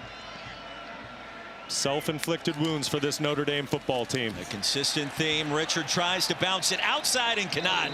It was lassoed by Burnham. And the TFL, the 9th of this game for the Notre Dame defense. The question is, can Notre Dame get the stop that their football team needs? You look at the time of possession right now, and it heavily favors Boston College. Boston College 27 minutes and change to Notre Dame's 18. If Boston College is able to sustain this drive, score points, tie up this ball game, I tell you what, Notre Dame is putting themselves in a really tough spot. Fighting Irish have won their last 5 games after an 0-2 start. Back-to-back losses against Miami and Texas A&M. Boston College has lost 7 games in a row this season.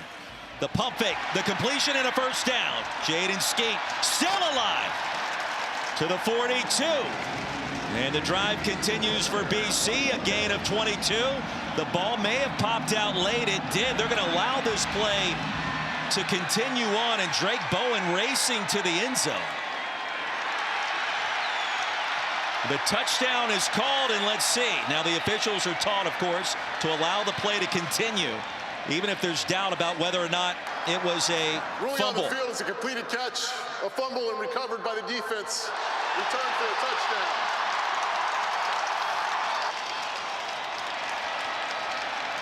We will take a look.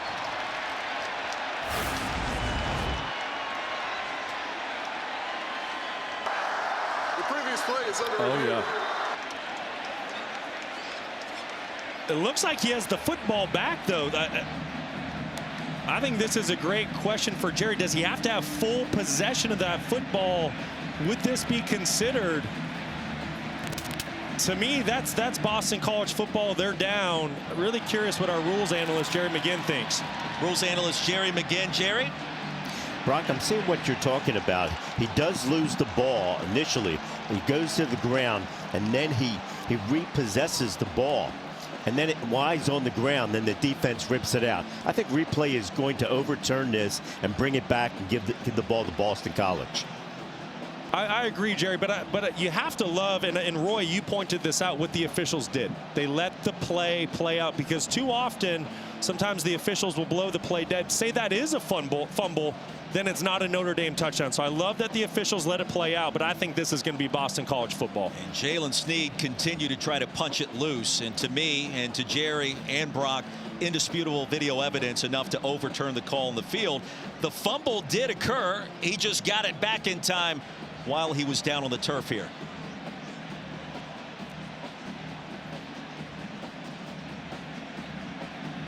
It's been that kind of game and that kind of weird, and another bang play that could have been a turnover and a scoop and score. Instead, we await the final verdict.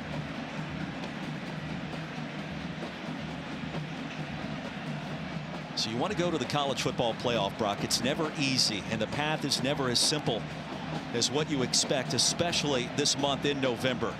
Weird things tend to happen. Jaden Skeet pleading his case to this veteran officiating crew.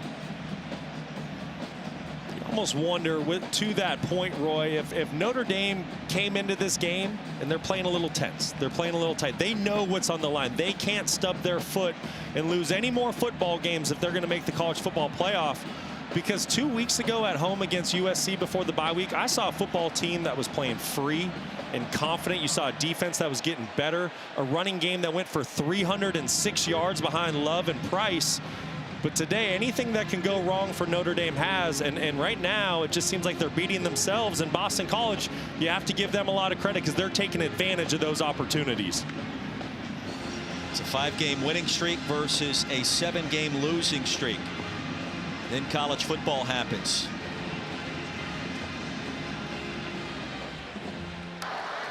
After review, the receiver completed the catch, fumbled the ball, and recovered his own fumble. He was down at the 41-yard line. It's a first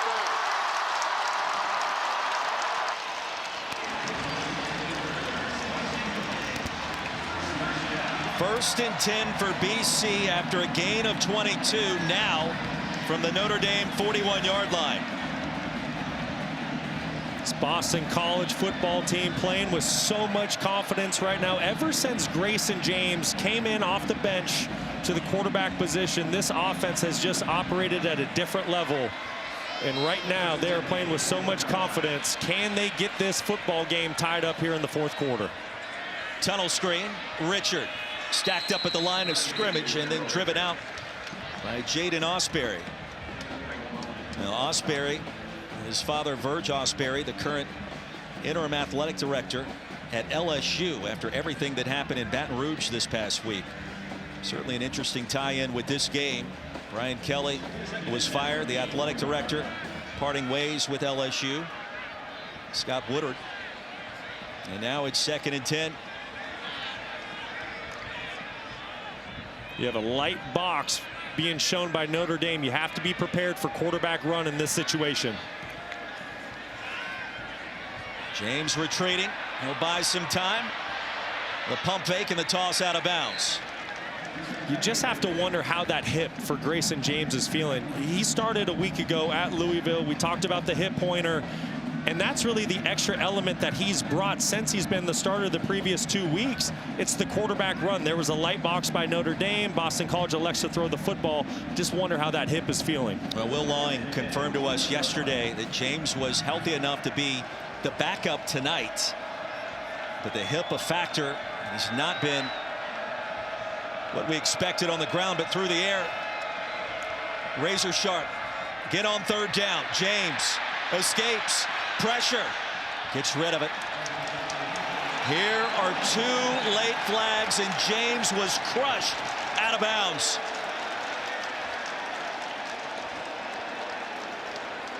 How many times, Brock? It's just not necessary. It's going to be on Jalen Snead. Gives an extra shove to the quarterback when the play is over. Personal foul. Defense. Number 3. 15-yard penalty. automatic first down. It's the self-inflicted wounds by the Notre Dame Fighting Irish today that have them on the ropes. You're going to see a late shove there by Snead. It's just not necessary. It's too easy of a call for the officials. You're about to have a 4th and 10, potentially give the football back to your offense with an opportunity to go up 2 scores in the 4th. It's just a play that can't happen. First down instead of 4th and 10, and the drive continues for BC. And movement along the right side for the Eagles.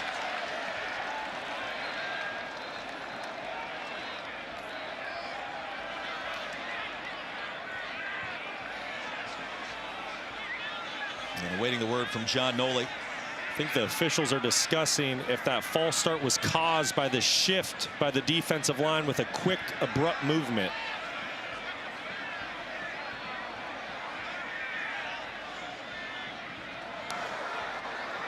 Delay of game. Defense using disconcerting signals.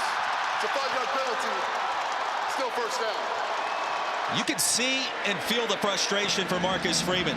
Everything that can go wrong has gone wrong so far. Yeah, keep an eye on the defensive tackles as we go to this replay. Watch this quick shift.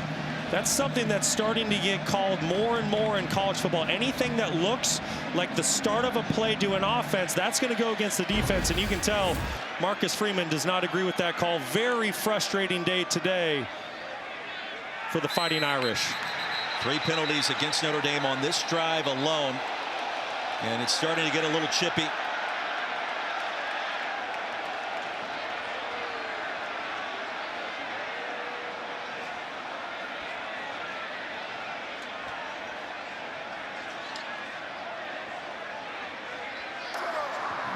False start. Offense number 53. 5-yard penalty. Remains first down. It's the backup center, Dwayne Alec.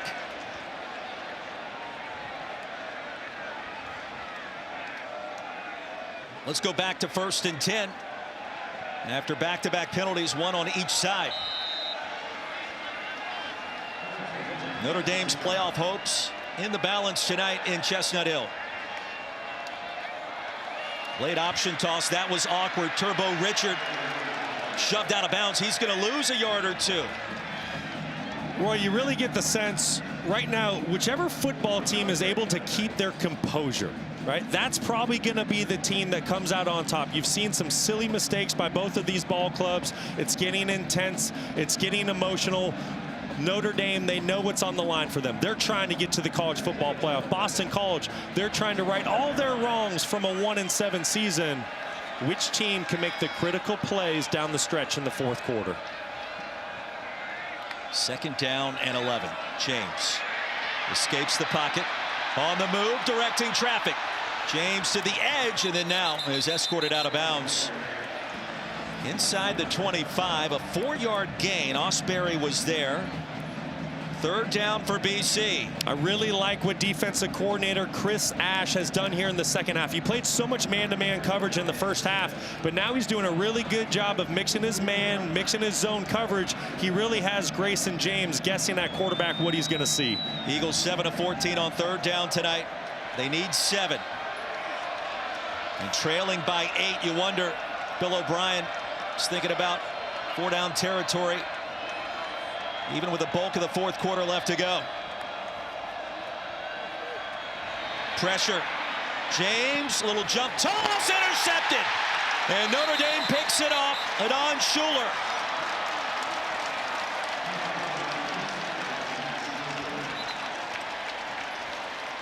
Well, the Fighting Irish bring a 6-man pressure. They get Grayson James off his spot. And Adon Shuler makes the game-changing play the Fighting Irish desperately needed. Notre Dame football when we come back.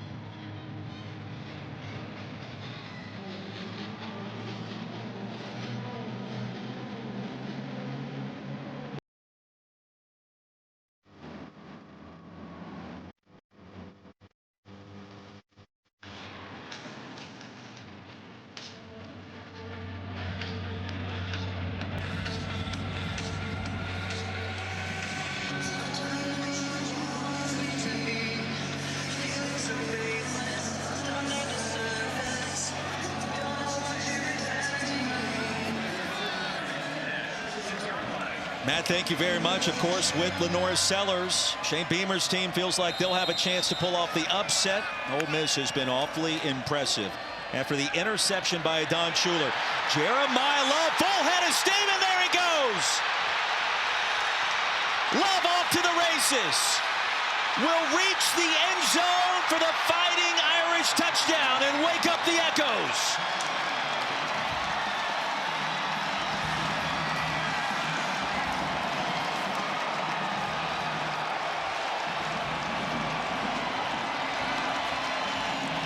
I want you to see how Jeremiyah Love sets up this block. Watch how he stretches the defense, and then he allows his offensive line in the zone scheme to go to work. And really, the big fella Wagner at right tackle really seals off the defense. But it's how the running back presses the line of scrimmage. He's patient, and as soon as he sees his hole, he hits the go button, and the rest is history. A 94-yard touchdown run, and the all-important extra point is good. Breaking news, Eric Schmidt connects. Jeremiyah Love gets it done again. It's all smiles for the Fighting Irish, now extending that lead. And the world-class speed, vision, and power on full display for the Golden Domers tonight.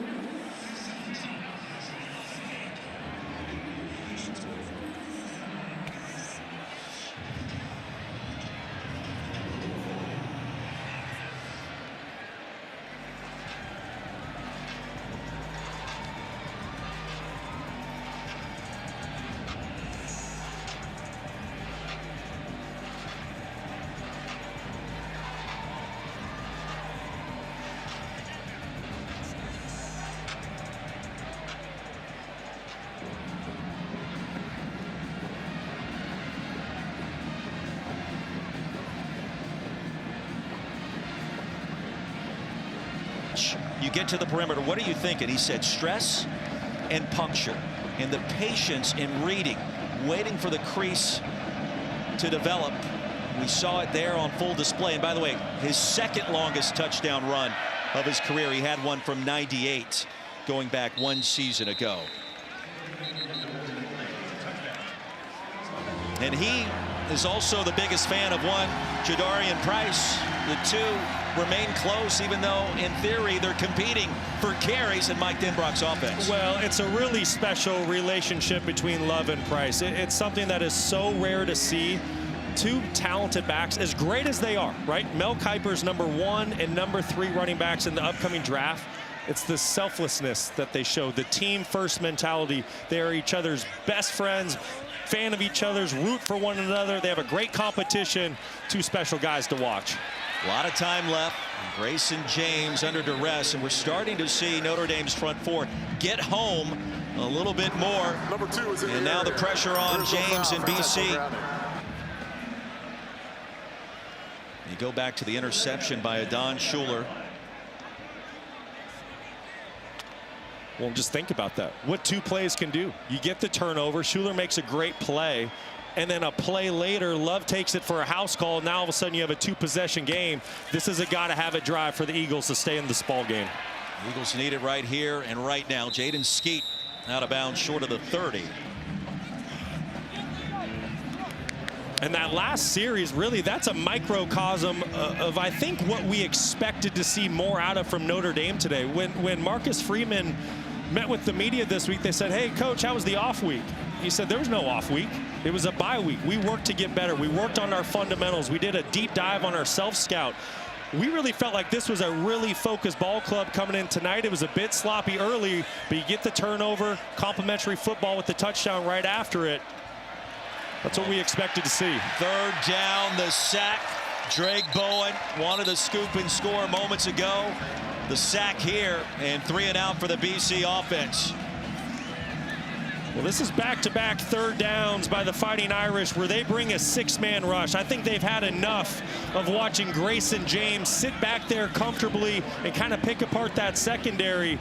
Chris Ash starting to dial up some pressures these last 2 series for the Fighting Irish, and it is affecting this Eagles offense. Seamus Florio will punt it. Jordan Faison. Electric returner.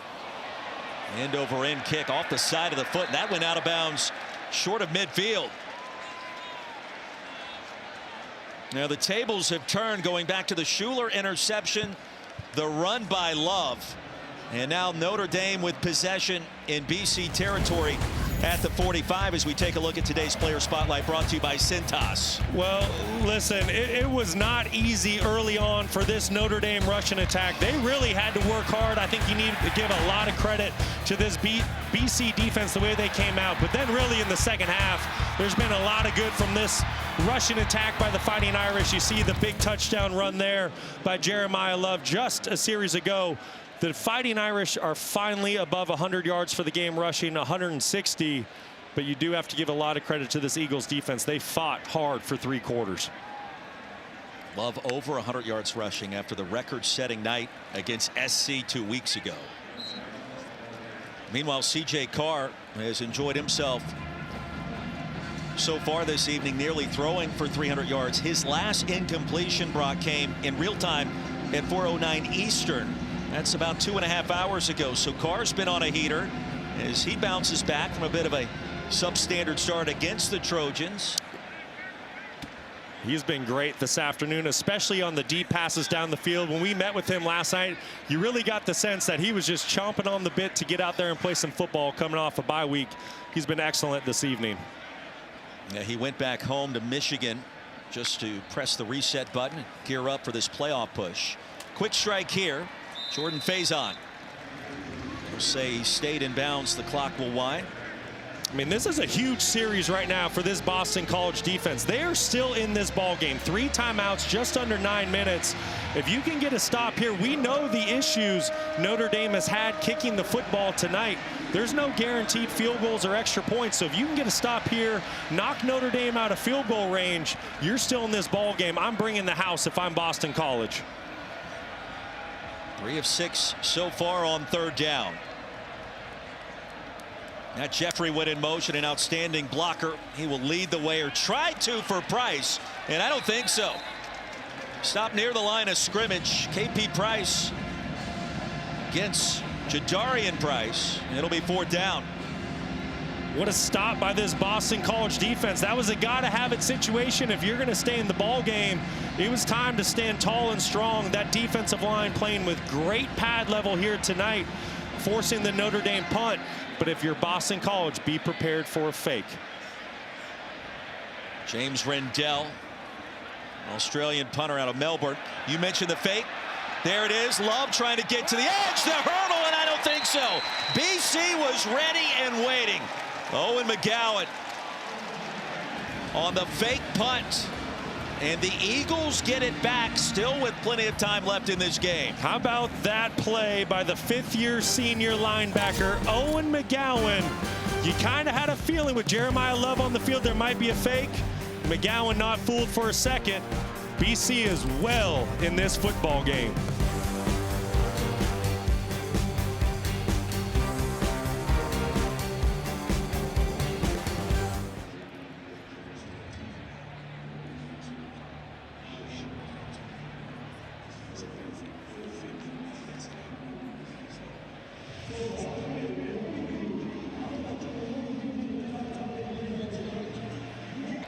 Totally destroy Colorado. And we will see what that game looks like this evening. Meanwhile, back to live action after the stop on 4th and 2 on the fake punt. Turbo Richard around the right side, and BC halfway home in our 4th quarter. Brock still with time, a full complement of timeouts, the 2-minute pause, and now on the move approaching Notre Dame territory. Plenty of time to get back in this ball game. I like that call. BC has yet to abandon the run, finding some rhythm here early in the drive. Franklin upended quickly, will pick up 5 yards, and that'll move the sticks. BC playing with a little bit of tempo for the first time all game. Will Lawing try to speed things up, get Notre Dame on their heels. Retreating, the pass was tipped and nearly intercepted off the carom. It'll be second down. You know, I think Chris Ash has done an excellent job the way that he came out in the second half, getting his defense organized. Played a ton of coverage early on. This is a defense that plays the second most man coverage in all of America. But what have you seen in the fourth quarter? You've seen a lot of zone coverage by this Notre Dame defense. And Grayson James at quarterback, he's yet to adjust to it. He needs to start playing point guard and just get this ball out of his hand quickly and take advantage of the soft zone. Jason Onye got a fingertip on that pigskin across the line. James, Franklin, not the coach, but the completion. It'll be third down and short. I think that's a great job by James, recognizing that his tight end is working. Yes, it is zone coverage, but the tight end at the end of the day is working on a Mike linebacker. Advantage BC. Third down and 1. 4 down territory, expect run. Turbo Richard bolting ahead. It should move the chains on the initial spot, and it will. I'll tell you what, Turbo Richard, he hasn't had a big night when you look at the stat sheet. Under 30 yards rushing for the game, but he's had some tough running inside the tackles to pick up first downs, and he's done his job when called upon. Still a 2-score game. 6 minutes remaining, and James, a jump pass. Reed Harris will make something out of nothing to the 35. And a gain of 3. It could have been much worse. Well, you're seeing what's happened. But BC, they've yet to really, truly be able to establish a run game tonight. Well, what does that tell a defensive line? You're going to go into pass mode. So they're going to go into pass rush mode. If I'm Boston College at some point in this drive, I want to call a quick screen to get this defensive line to calm down. How about a quick slant and a first down? Jaden Skeet. Well, the drive continues, a pickup of 11 yards. Here comes tempo. You know, and quick game works as well. Just get the football out of your quarterback's hand. You don't want this talented defensive line to be able to tee off. Now James straight ahead.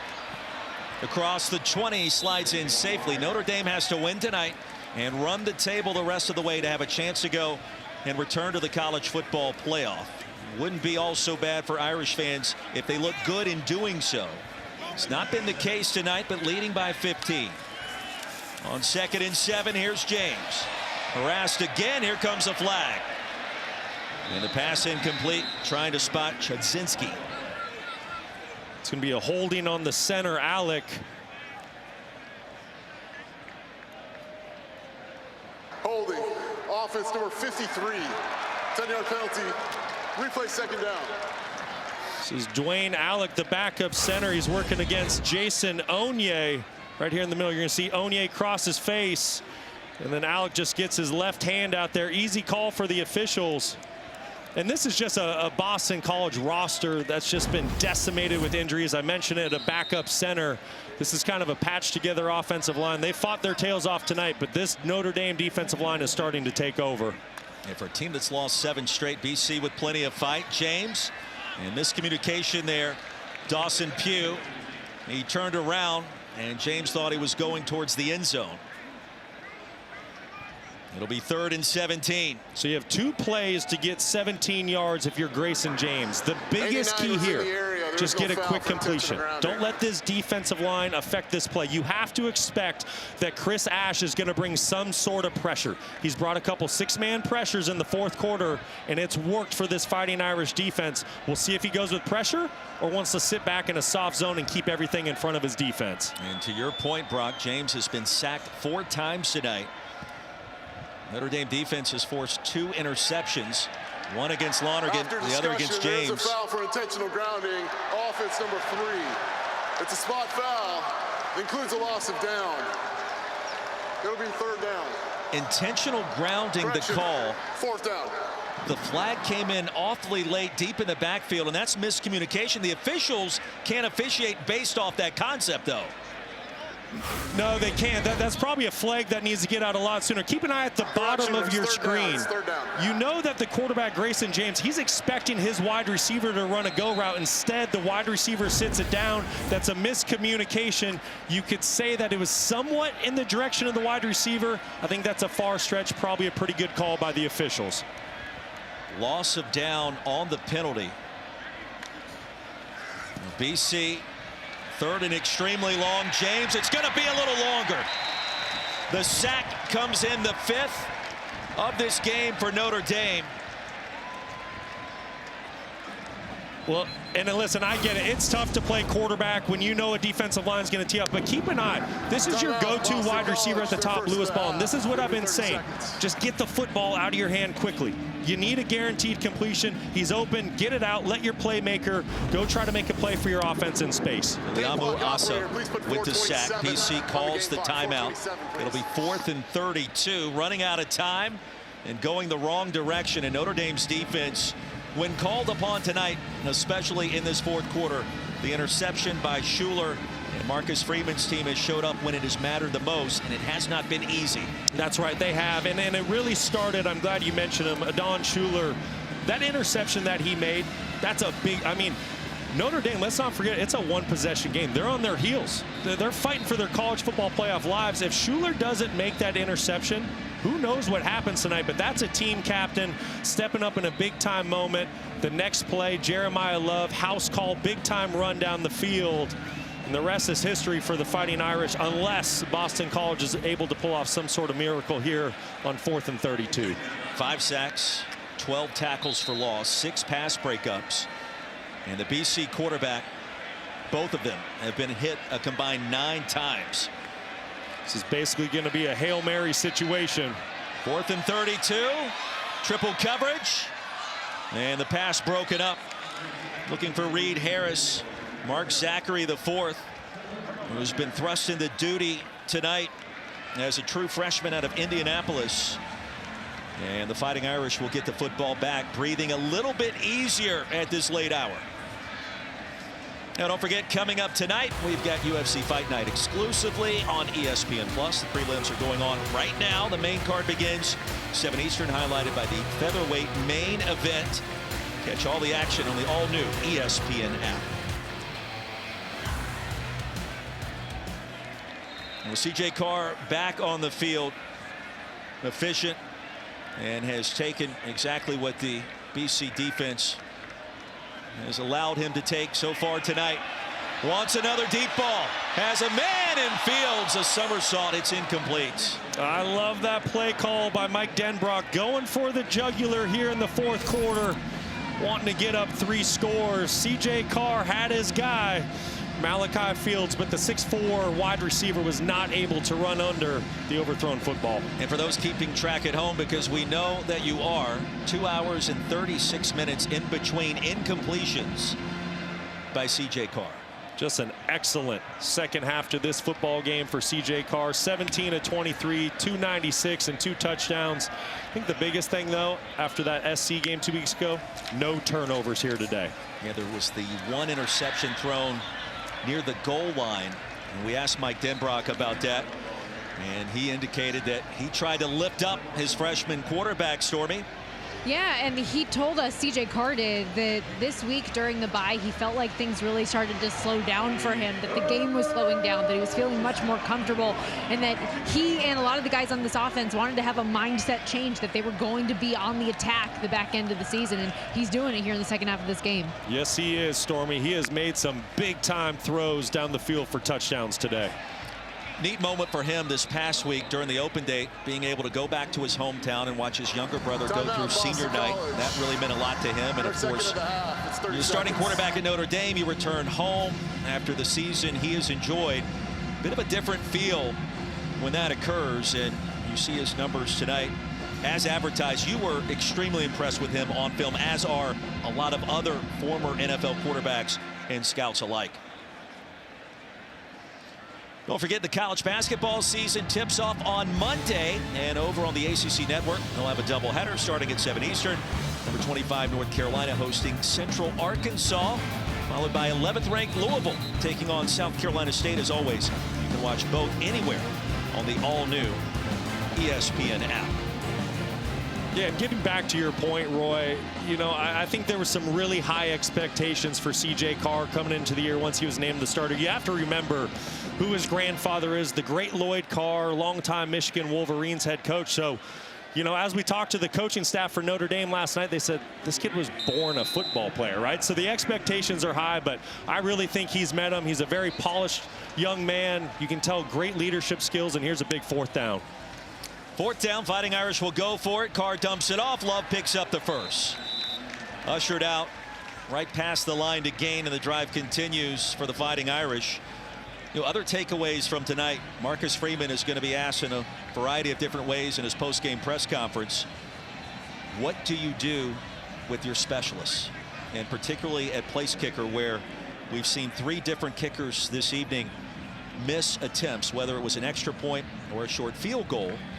And we just witnessed Eric Schmidt connecting on a PAT, and it felt like, strangely enough, a big moment for this team. Yeah, right now that is a big-time problem for the Notre Dame Fighting Irish, but you have to think there is some sort of solution. And the biggest key for Notre Dame moving forward, whichever kicker you move forward with, you got to start building some confidence in that kicker, right? So that's going to have to take place in practice. There's going to be a competition. Anything you can do to kind of amp up the moment, because if Notre Dame is going to be a legitimate college football playoff contender, they're going to need to clean up those special teams. Omar Thornton was shot out of a cannon and drilled Jeremiyah Love in the backfield. Under 3 minutes to go, and BC has called its final timeouts. You go back earlier in this quarter, and Adon Shuler comes up with an enormous play, Brock. Yeah, and I really believe that this was the play that completely swung the momentum in the game. BC is driving. They're trying to go tie up this ball game. Instead, there's an interception. Great play by Shuler. And then watch the patience by Love. The way he sets up this zone, this wide zone stretch, he sets it up, gets the linebackers to suck in, and then when he sees that hole, he hits the gas, and the rest is history. Those back-to-back plays completely changed everything here today at Chestnut Hill. Stress and puncture for number 4, Jeremiyah Love. Multiple 90-yard touchdown runs in his career after a 98-yarder last season. I mean, that's clinic tape. That run, the way he set up the block, and the offensive line washed everyone down, and then when he sees that hole, I mean, that's stuff that coaches show at coaching clinics. You asked him the question last night about his blocking ability, and that was when we got maybe the biggest reaction out of Jeremiyah Love. He takes so much pride in pass pro and absolutely just knocking down and drilling opposing defenders. It was such a fun conversation, because I said, listen, man, how fun is it to score all these touchdowns? But I said, you're a complete back. You can catch footballs out of the backfield, you can block. And as soon as I said block, he lit up like a Christmas tree and smiled and said, I love blocking.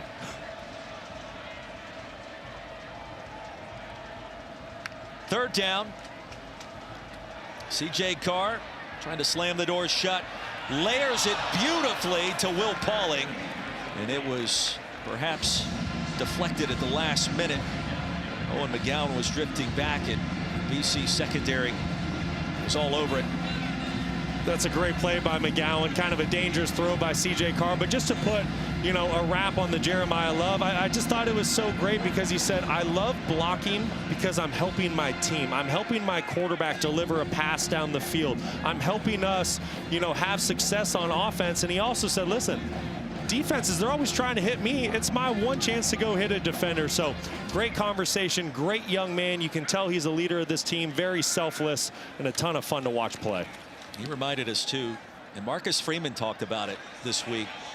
The entire Notre Dame roster, they feel like, is constructed along those lines, where you recruit players that are supporting the team and each other game in and game out as we step aside.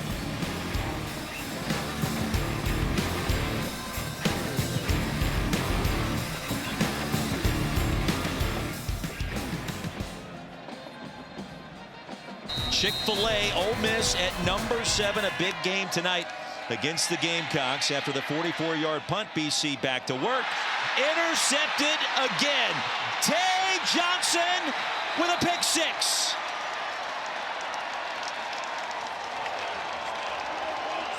Question was, did his knee hit as he made the catch?